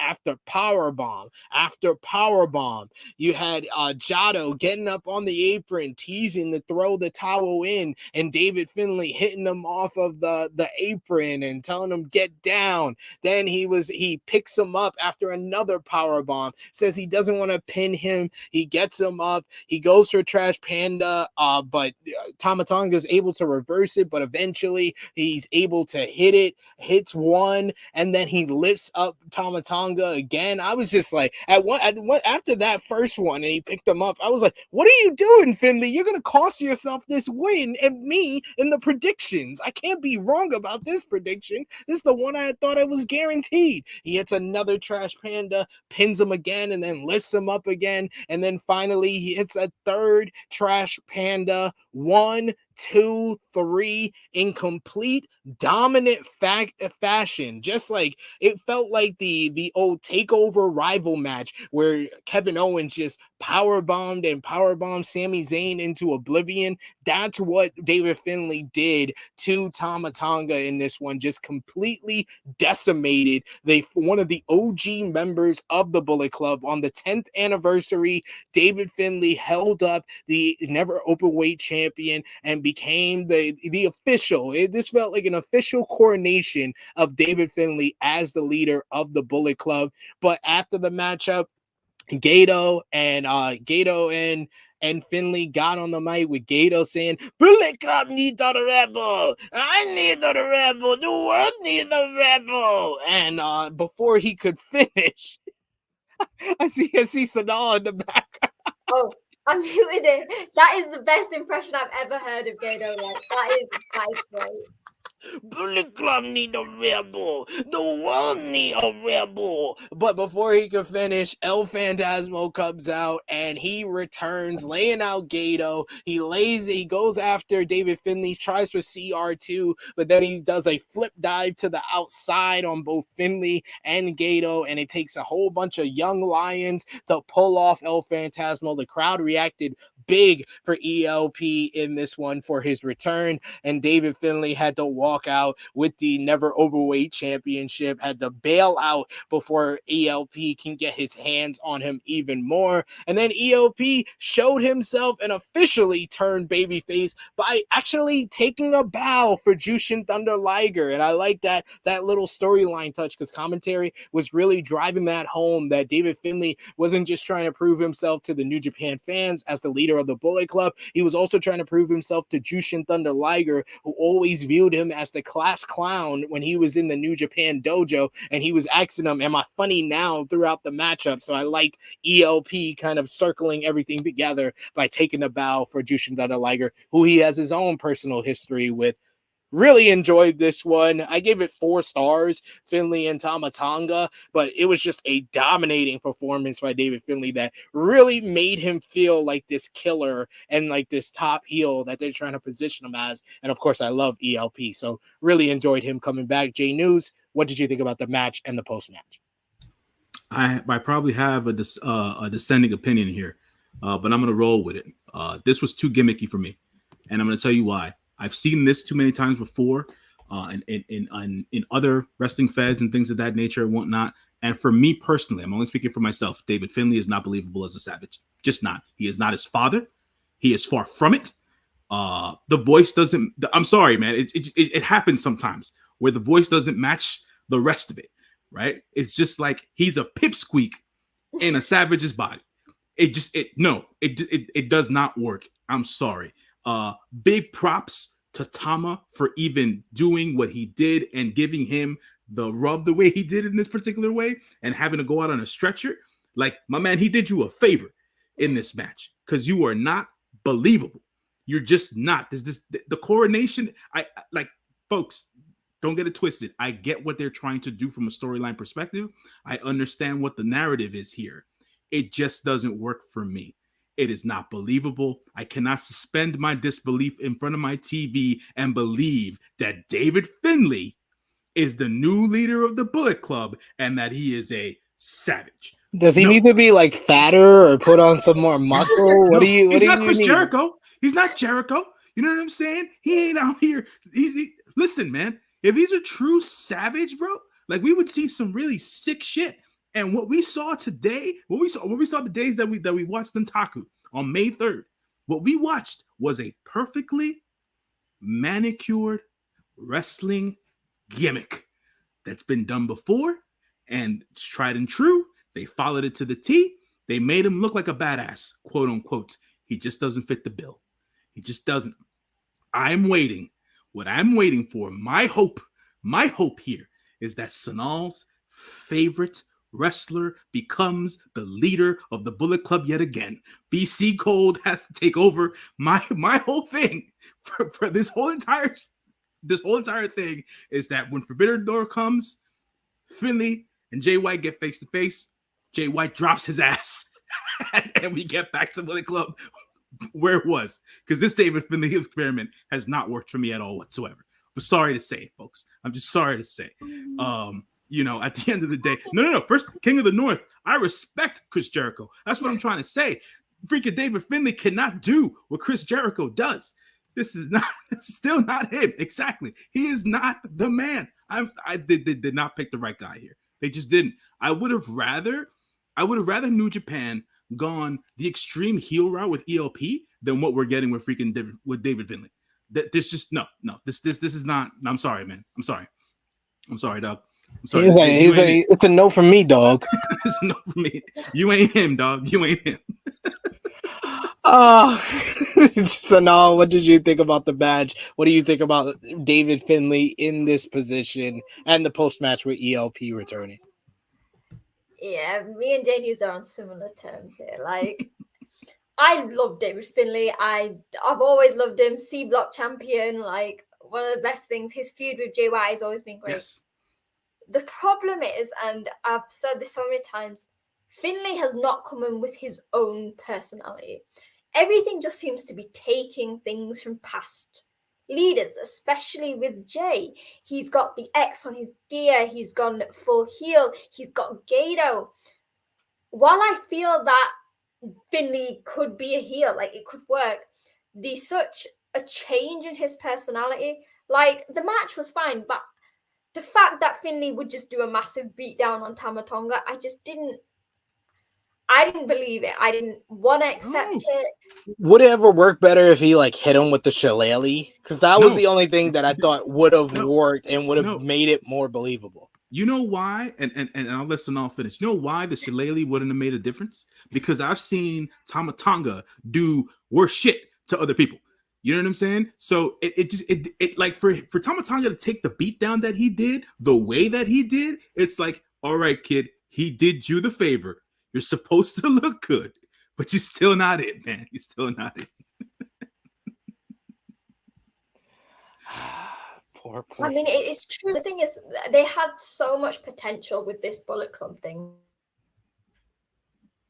They just disbanded it because I think that once Jay went, I think it was the perfect time to go. Let's end it here. Let's just leave on. Needs a personality that is not Bullet Club, his dad, his past, his everything. Finley for me, what Finley should have done is similar to what Ospreay did, a new faction. So like somewhere where he could be his own version of a heel, like Ospreay started after turning on Okada, but still managed to keep who he was as a person, just intensified it and made it heel. Like he's become, as Jane said, is in the matches are a gimmick, and the leader of the Bullet Club shouldn't be a gimmick. Jay White was never a gimmick. Omega was never a gimmick. Styles was never a gimmick. But like Prince Devitt was never a gimmick. And this, like the Rebel, the difference between the Rebel and is Jay was a split switchblade since he arrived. In Chaos, he was a split switchblade.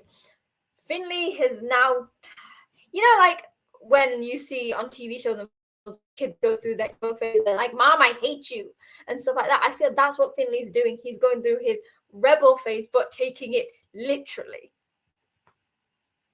I gotta say, he came off like a teenager. He did, like a teen who was going through his emo time. I love it, and it's great, but it's just that it was the gear. It's he dyed his hair, he dyed his beard, just everything just seemed to work like a cosplay rather than Finley naturally becoming this person. I agree. I feel like I'm the one taking the aspirin pill right now because I agree with Romeo. I believe this is Finley a little bit more than y'all do. I don't know. I'm believing. So let me say this one final thing, and Sonal touched on it here, where she said he's cosplaying a heel wrestler, right? He dyed his hair and he dyed his beard. She said that specifically, and I'm gonna come out and say this is a personal bias, right? At the end of the day, I respect no man who dyes his beard, and that's real coming from me. All right, so yeah, that's a personal bias thing. I just put two and two together. It was like that's where it really comes from. That's where it really comes from. Put two and two together. He dyes his beard. He ain't believable to me. You out here faking it. You out here faking the funk for the people and shit, man. Get out of here, man. I ain't with the shits. I ain't with the shits. we got Valabi saying Finley looks like he's trying to be Kenshiro from Fist of the North Star with that gear. Well, there you have it, folks. No one believes in the rebel. Like I love Finley. Like I've always loved Finley. Like on my birthday, I won this thing, and he sent me 2 shirts, and I think he's one of the best. I wanted Finley to shine as David Finley. Not like for like Jay was already a star before he went into Bullet Club. He'd already cemented himself with a title and the US title. I wanted Finley to find success as him, not just. And also, you're gonna tell me that they're gonna put a guy whose highest achievement has been the tag titles with Juice Robinson. They're gonna put him at the top of the faction. It wasn't executed as well as like Jay White's kind of usurping of the Bullet Club. It just wasn't done in the best way possible. I will give y'all that. I will give y'all that. But like I said, I believe in David Finlay. I believe in the potential of him. And he's had great matches. I thought this match was great. I thought the Ishii match in the New Japan Cup was great as well. So I'm willing to give him more of a chance than it seems Sonal and Jay News has here. Listen, man, at the end of the day, need to shine. Like, see a natural progression. Like, you don't need to dye the beard. You don't need to wear like studs and stuff and looking like a bit of a knockoff Evil. Just be chilled. Yeah, because to end all this, I'd take nothing away from his wrestling, his in-ring ability, because to Sonal's point, he's great there. It's just from a character standpoint, the shit just doesn't fit. You know what I'm saying? I think King of the North Star said it best earlier. Or whatever, it just doesn't fit. And I know it's a play on his father's nickname at the end of the day, but you know the studs and the thing. You know, it's derived from his father's old ring gear, and then the mixture with Evil's. It's just he's not him yet. There is no solidified version of David Finlay. There's no final version of David Finlay yet. So and this can't be it. That's all I gotta say about that. We got King of the North says, I've been pushing the agenda for ages. Bring those beer country motherfuckers over to Japan to be in a faction. David Finlay can use those guys. He does need to put more of a mark on his version of the Bullet Club, and that would be bringing new members into the group. Should probably do that. I'll join if they need someone. They need that female representation. The content Peter's creator not there anymore, so exactly. I won't take a role, but I can do something. I'd be a great second. Get rid of Gato, and I'll do it instead. Can you do the Bullet Club needs a rebel? The world needs a rebel. I'll take USP3 with me. You can do that bit. Yeah, you just do it like your Kai and Tai, and I do it from the back. Perfect. The only match left is the main event. It was for the IWGP World Heavyweight Championship, as former Los Ingobernables de Japón partners going at it, as SANADA defended the title for the first time against the junior heavyweight champion Hiromu Takahashi. And boy, oh boy, I knew this. We talked about this match on the preview, and we thought it would be great. I think it exceeded my expectations even, because this crowd in Fukuoka, sold out crowd, it really felt like they were here for this matchup. And Hiromu went full on 2017 Hiromu, because he's been great this year, specifically kind of changing his style, doing more selling. Me and Sonal talked about it on Ace Tekkers, where a lot of his matches has been him getting beat the hell out of and then pulling out the John Cena act of the 5 moves to doom and then putting somebody away. But he went full 2017 Hiromu, taking risks, the big drop kick early on the outside where he takes a flat back bump on the concrete. He's pulling out the D, the triangle choke submission, and getting near submissions early on.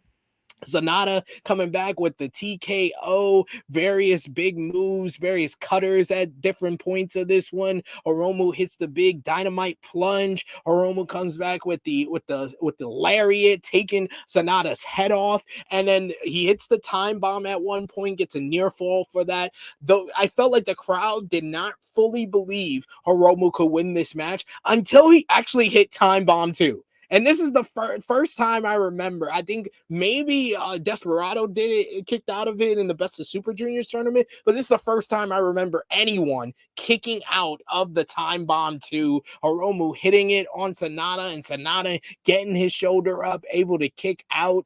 SANADA hits the Shining Wizard at one point, and then he goes for deadfall, but Hiromu's able to reverse out of it. He goes for the Shining Wizard again, and Hiromu blocks it and just powers up, but SANADA's able to reverse thing. He puts on the skull, and of course SANADA is not the brightest, and he never wants to submit anybody with the skull end, as he lets go when it looks like Hiromu's about to pass out of it so he could hit the moonsault, and he gets a near fall. And this was a beautiful moonsault. It was like halfway across the ring that he hit this moonsault on Hiromu for a near fall. After a series of a couple of other reversals, SANADA's able to hit the dead fall after the leg lariat for the 1, 2, 3. This match went 27 minutes, and I thought thought that this was outstanding, just an outstanding matchup going back and forth. And the fact of the matter, when you have a championship matchup where the result feels so predictable, it's about making the fans believe, at least for 1 second, that the guy that they don't think has any chance of winning can win. And they did that with the time bomb too. So I give this a whole bunch of credit. I give it 4 3/4 stars, but nobody's really talking about this matchup, talking about what happened at the end of this show and more of what happened after the match. Sanada's in the ring with just 5 guys. He thanks Hiromu for the great match, talking about their match from 11 years ago, thanking LIJ and thanking the fans. He's closing out the night. He's celebrating with just 5 guys when this video package.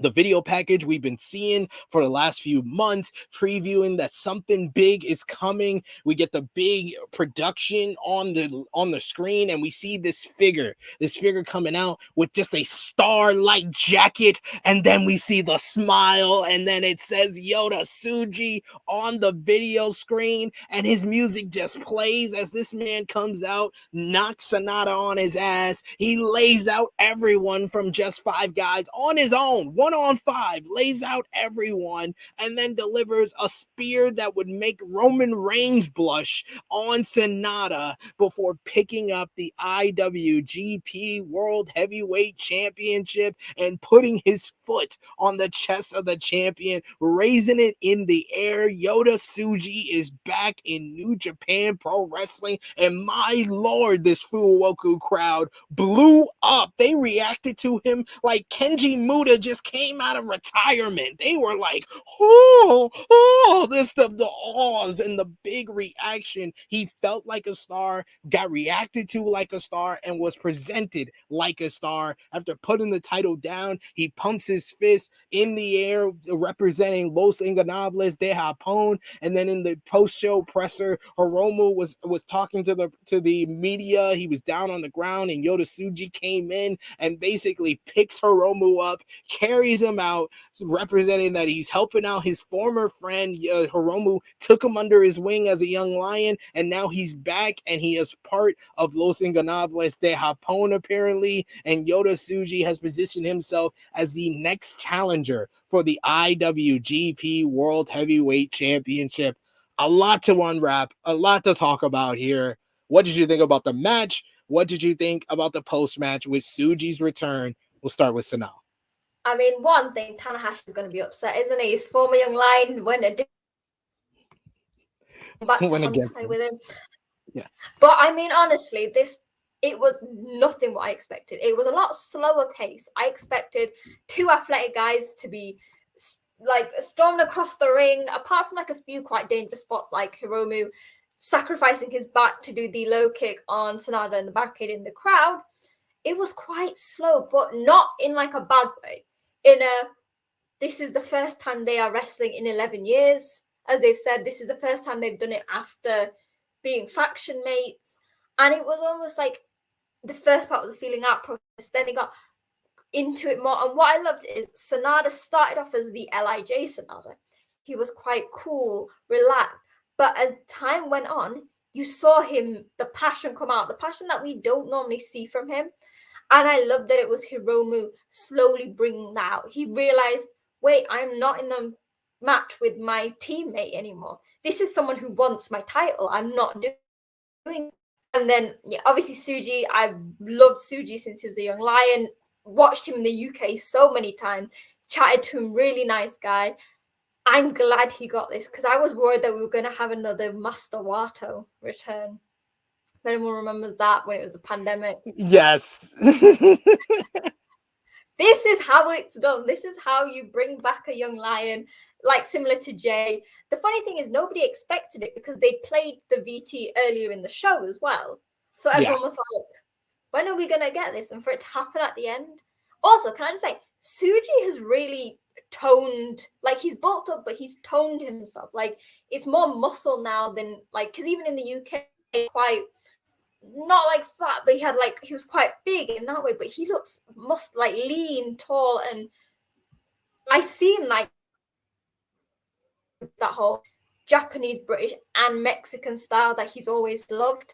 And he's not going to win. I doubt he's going to win the title unless they really want to shock us. Gato. The Tsuji shock. I'm calling it now, Sonal. I'm calling it now, J News. Everyone in the chat. Tsuji is our new champion at Dominion. I'm calling it now. They are giving him the rocket. They're strapping it to him. They're putting all the fuel, and he's going straight to the top.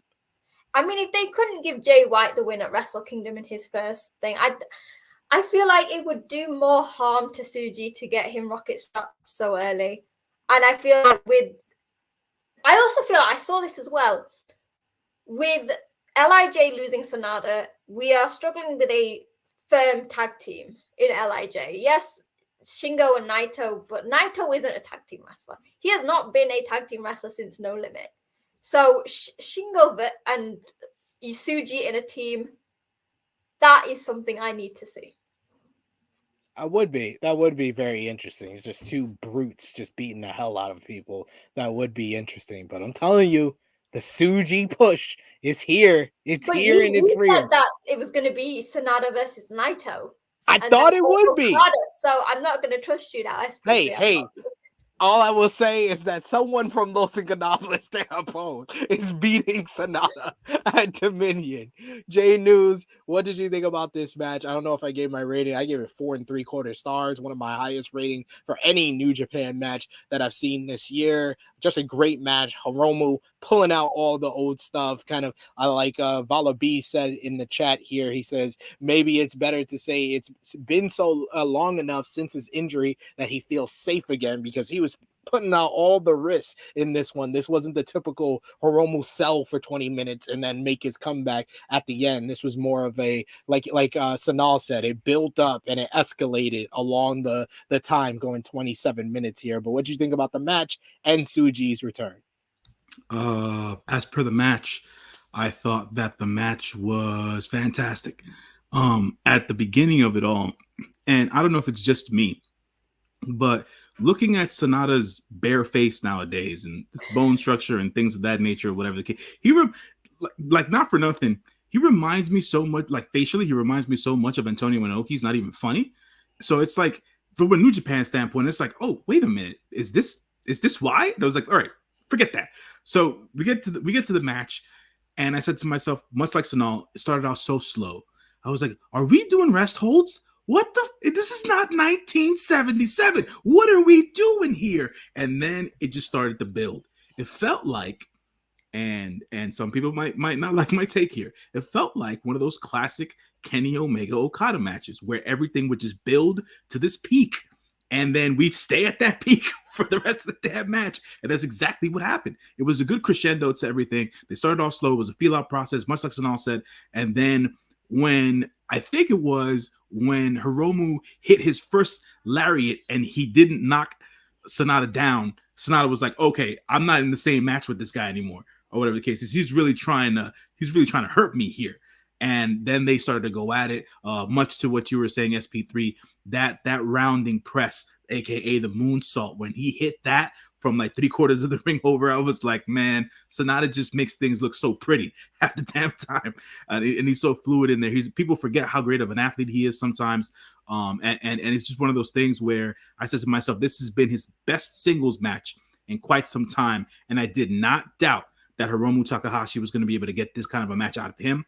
So that was definitely a plus. 4 3/4 stars is definitely a good rating. If we had just the decimals, it'd be 4.9 stars. It wasn't necessarily perfect for me, but it was just there because it's SANADA, and it's SANADA with the IWGP World Heavyweight Championship, and Hiromu Takahashi proved to the world that he can be in this light and be this good.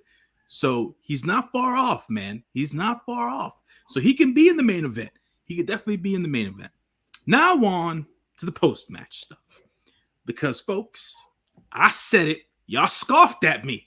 And I said, man, it could be Yota Tsuji being this dragon stuff, man. It's not Daniel Bryan. It ain't this person. And I said Yota Tsuji. People laughed at me. Laugh at me now. Laugh at me now. Vala B's with me.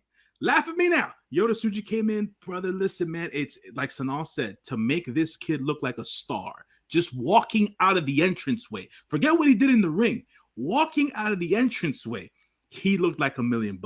And he had a black shirt and some black jeans and some boots on him. You know what I'm saying? But with that robe he had on was fire, man. I'll say that. That robe superstar robe. Star power robe. And the thing it was so different from what he's been wearing in Britain.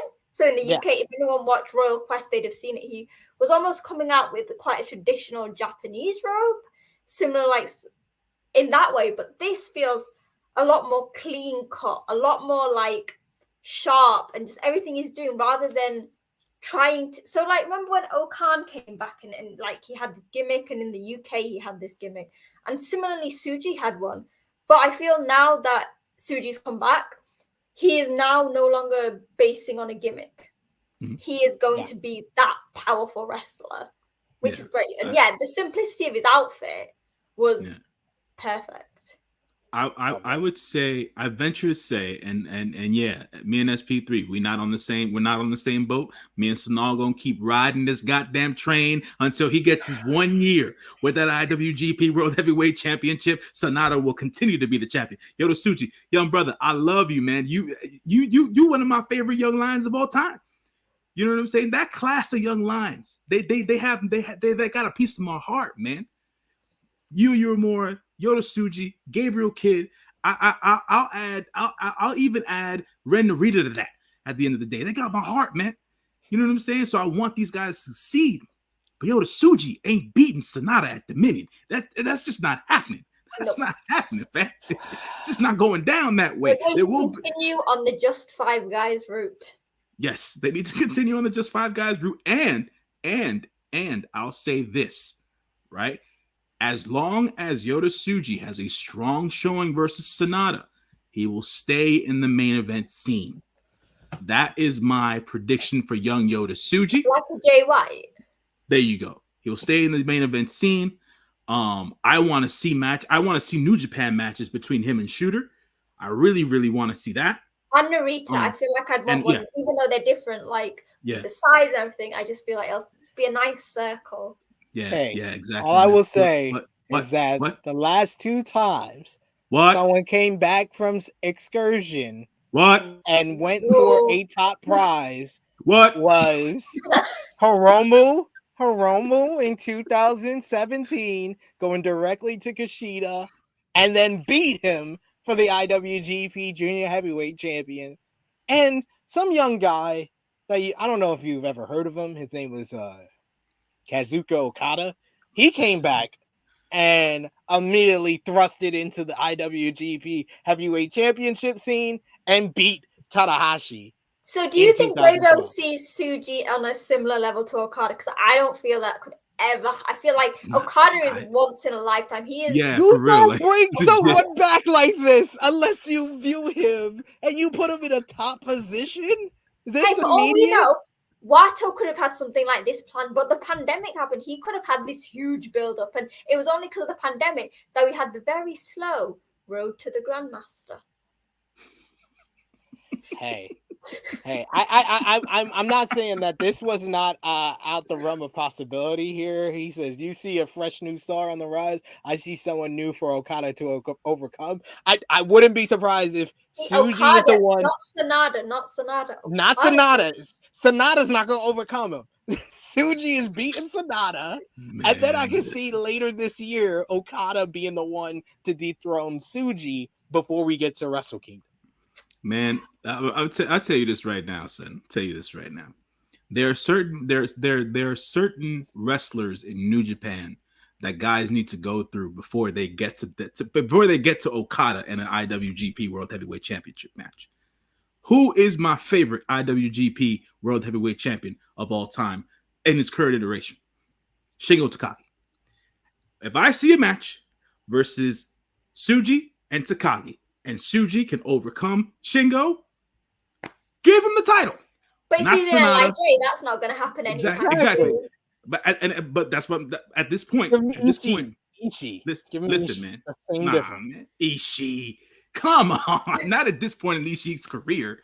But What you don't want to see? You don't want to see Tsuji murder Ishii? So they did that at Royal Quest. when Ishii and Tsuji were standing off in the ring. So I think they had a match maybe on night 2. I think so. I think you might be right. I was there and I can't remember. I feel like that was a stat card. But yeah, all I remember is I think night 1, Ishii and Tsuji, I've got a picture of it, stood in the ring facing each other. And that was a moment. We got King of the North saying it's Sanada's best singles match of his career, in my opinion, from an in-ring, current character, and backstory standpoint. Yeah, I would definitely. I think this was better than even the Okada match at Sakura Genesis, which I enjoyed as hell. We got Simeon saying you wouldn't sacrifice your first Dominion without Okada in the main event if you were not gonna strap Tsuji up. Exactly. You do not put him in this position at your second biggest show of the year, Dominion, unless you are trying to crown this man. But I don't know if Tsuji has got, so we know he looked great, he wrestles great, we've seen it. Does he have the personality? We had this with Shota. They thrust him into a big title picture, but realized he didn't have his own identity yet. I feel like Okada is like very special. He had this, but does Tsuji have what it takes to be at the top? If he was wrestling for like the US title or one of those, I'd have said yes. But putting it on someone like Tsuji for the heavyweight is very risky. Hey, you make new stars. That's the goal of 2023, it seems like, for Gato. And he made a star. Sanada's now going to be a star, a perennial main eventer, all fine and dandy. It's time to make a future star that's going to be here for the next 5 to 10 years. Sanada, we don't know. He's 36, 37. He's only got maybe 5 to 6 to 7 more years at this prime level. Tsuji can be here for the next 10 years.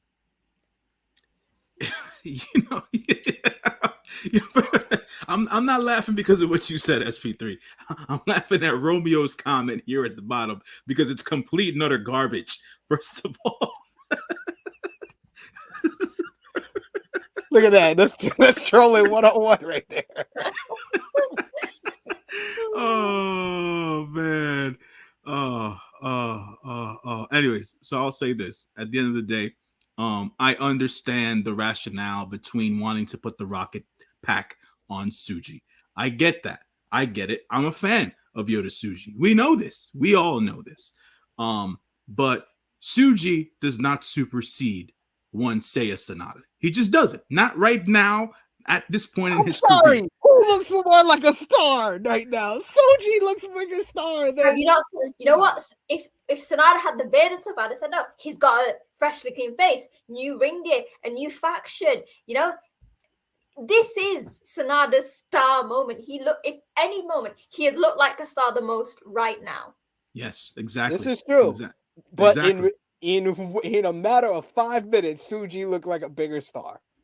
And he got reacted. You don't get that react. You're not going to be able to retain that reaction if he just has his first big match and he loses to Sanada. You got to strike while the iron is hot and crown this man.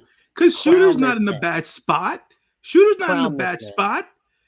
being spotlighted at the end of the day. I feel like, I think Simeon might have said it. No, King of the North said it. For me to embrace the Tsuji Takagi tag team or whatever the case is. I don't think it's viable, but at the end of the day, they do need tag teams for World Tag League. They need something for Naito to do at the end of the day. And it still puts Tsuji in a prominent spotlight because he's right next to Naito. He's next to Shingo at the end of the day. So, I think that'll work in that regard. And as you stated before, SP3, Naito is not a freaking tag team wrestler, so it takes Naito out of that particular picture. So, it just for me, Sanada, the defenses, take him to Wrestle Kingdom next year in January, and then we'll get her done. I agree with that. Y'all are bugging. We're not here for Sanada to hold this title until Wrestle Kingdom. Stop being so negative around. It's like every moment you're like, Sanada's not going to retain. Let Sanada enjoy Jamie says a year reign. Let him enjoy the 2-year reign that I want him to have. Well, I'm going to invite Sonal back on with us for the Dominion review so I can have my moment in the sun with Tsuji You know, me and Jay News are going to be laughing in your face. We're going to be like, you know what happens? You know what happens here? And I knew, because SP3 is he was absolutely right 2 reviews ago. Naito has to beat SANADA.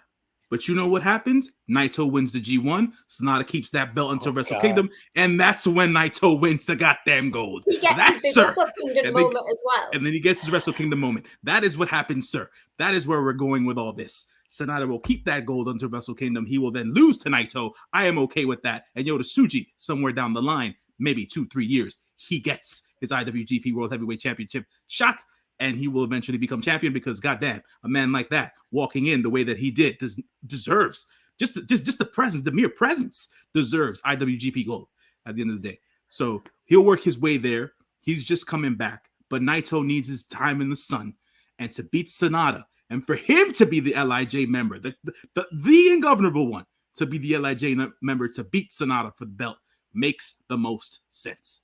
There it is. There it is. We'll see. We shall see.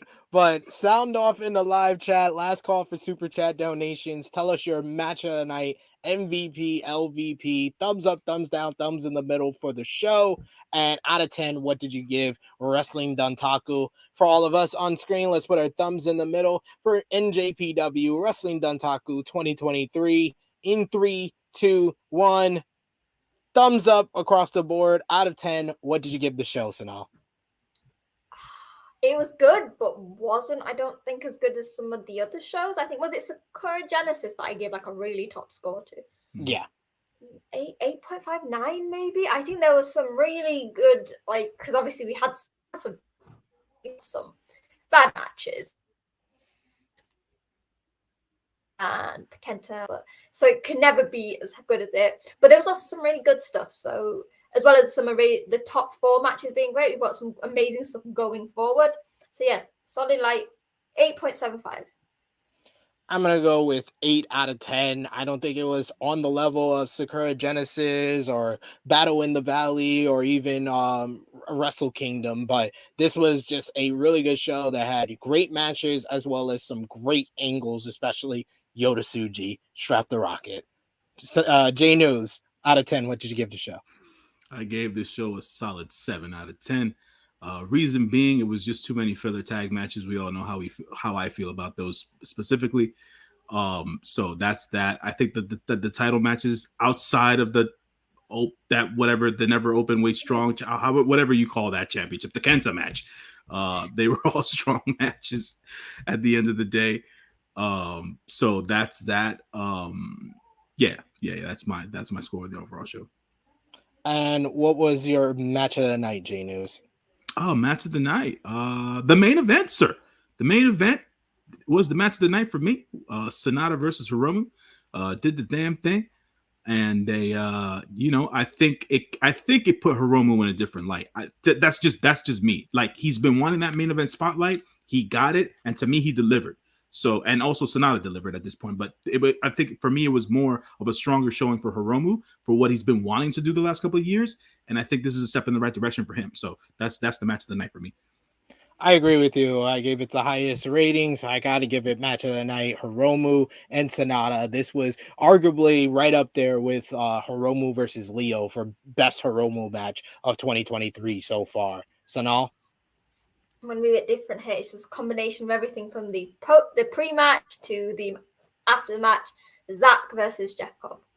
I just think from Shane Hayes' little promo to everything that went on in the ring and afterwards, I feel like Zack, for many people, will be the MVP, I guess, of New Japan. He has done amazing things with this belt that no one had high hopes for.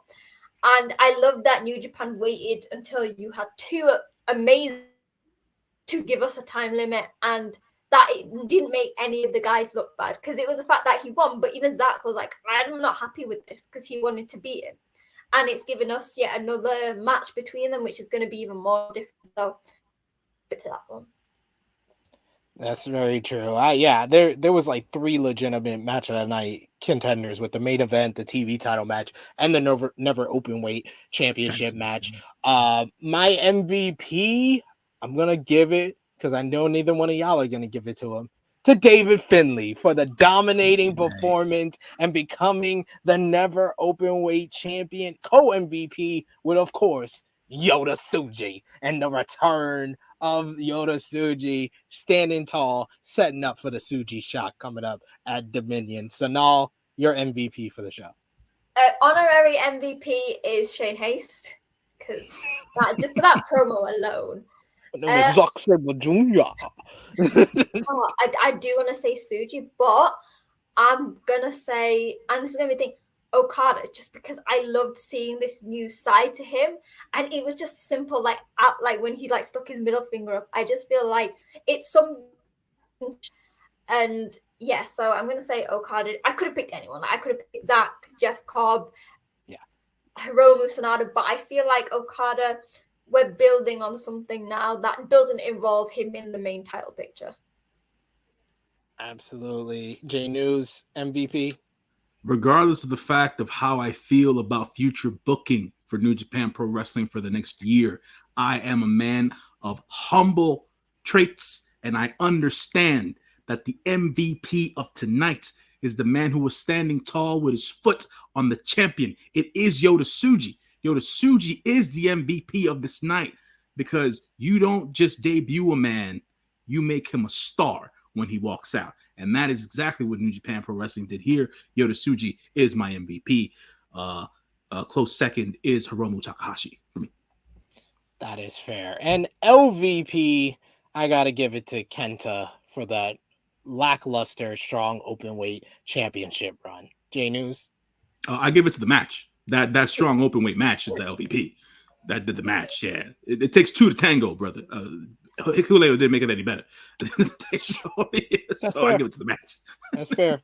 Sonal. Kenta. I get what J News is saying with it takes two to tango, but Kenta is the veteran here. Kenta should have been there to help show Hikuleo in a good way, similarly to what Jay White did, but he didn't.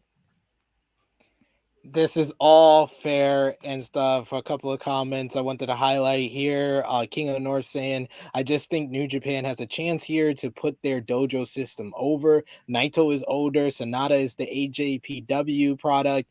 Okada doing his thing. Tanahashi not getting younger.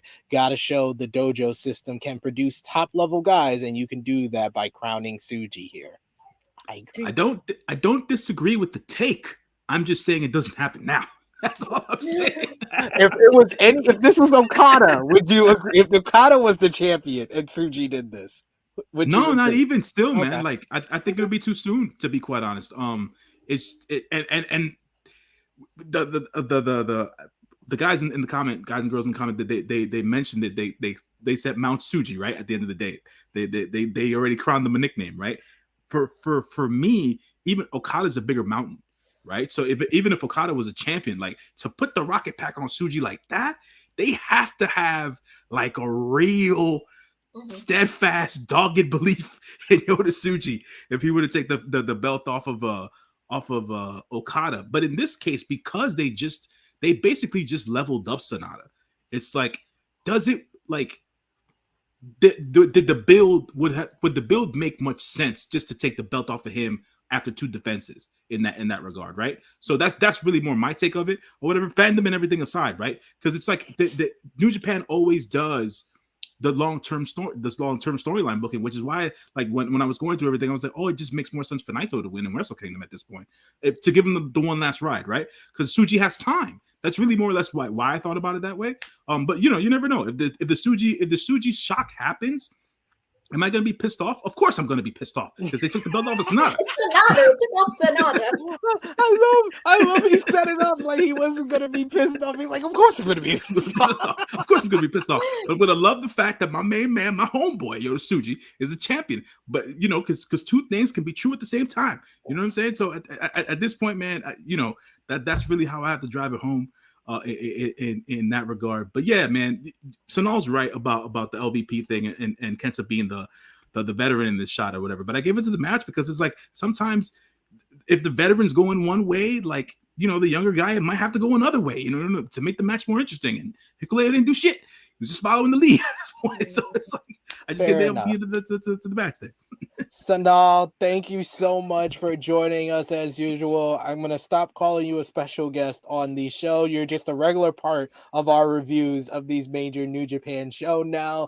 Please let the people know, though, where they can follow you on social media, your awesome YouTube channel where you got plenty of great content, your own review of Dontaku just hours after it went down, and, of course, your role over on Ace Tekkers on Wrestling. Let the people know. Yeah, so you can see me Sonal's Life on YouTube and at wrestling_chat on Twitter. Yeah, I've just posted my Dontaku review. It's one of the perks of working from home. I managed to get that review out quickly. A few days I will have my Best of Super Junior preview out. And yeah, New Japan has got so much stuff coming up, so I will be there doing it. And I've said this on other things with Jay White now in AEW. I'm now thinking that there will probably be a bit more of that as well. But yeah, you can find me on Ace Tekkers with every 2 weeks. We talk all about New Japan. So yeah, make sure you follow me on Twitter and subscribe on YouTube. And yeah, because as SP3 said, I'm a massive New Japan fan. It is like my life, as you can see by. So yeah, come and join me and listen to my fangirling that happens on basically a regular basis. And we appreciate you for that. Jay News, let the people know where they can follow you on social media, good sir. Folks can always find me on the Instagram _JONJY, as I like to interact with most folks. A little BTS for folks here. I find out as soon as you find out when I'm doing these podcasts. I saw the thumbnails last night, and I said to myself, "Wait a minute, I'm doing a podcast on Monday. I didn't know that. What the hell's going on?" We're doing the best of Super Junior. I asked you last Monday. I actually did, and I totally forgot. And then I saw the thumbnail. I saw the thumbnail on my YouTube feed, and I was like, "Wait, I'm doing the pod on Monday. Damn, yeah, it's Toby." So it's chaos, man. It's just like Raw. It's being rewritten every minute on the minute. Ripping up the script. It's ripping the script. So we're doing the Best of Super Junior preview on Monday. So folks, tune into that. You can always catch me right here on the True Heel Heat wrestling channel as well. So that's that. Go catch me on the Patreon for some special New Japan stuff as well. True Heel Heat Sports, can't forget to always give the nod to those guys. Always catch me for the baseball side of things on there as well. So yeah, that's that for me there. Follow me on the Twitter machine at TrueHeelSP3. Follow the gang, Facebook, Twitter, and Instagram at TrueHeelHeat.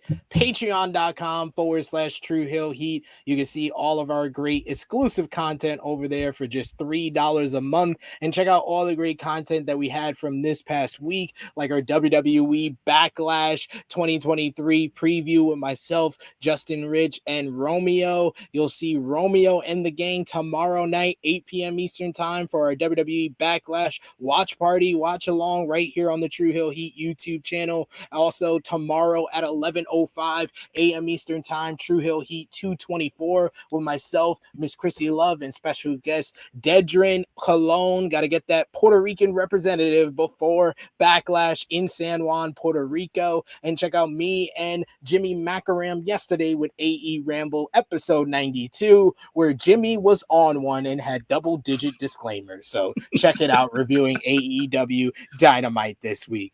For Sonal, for J News, it is me, your True Heel Phenom SP3. This has been our NJPW Wrestling Dontaku 2023 Roundtable Review. We are signing off until next time.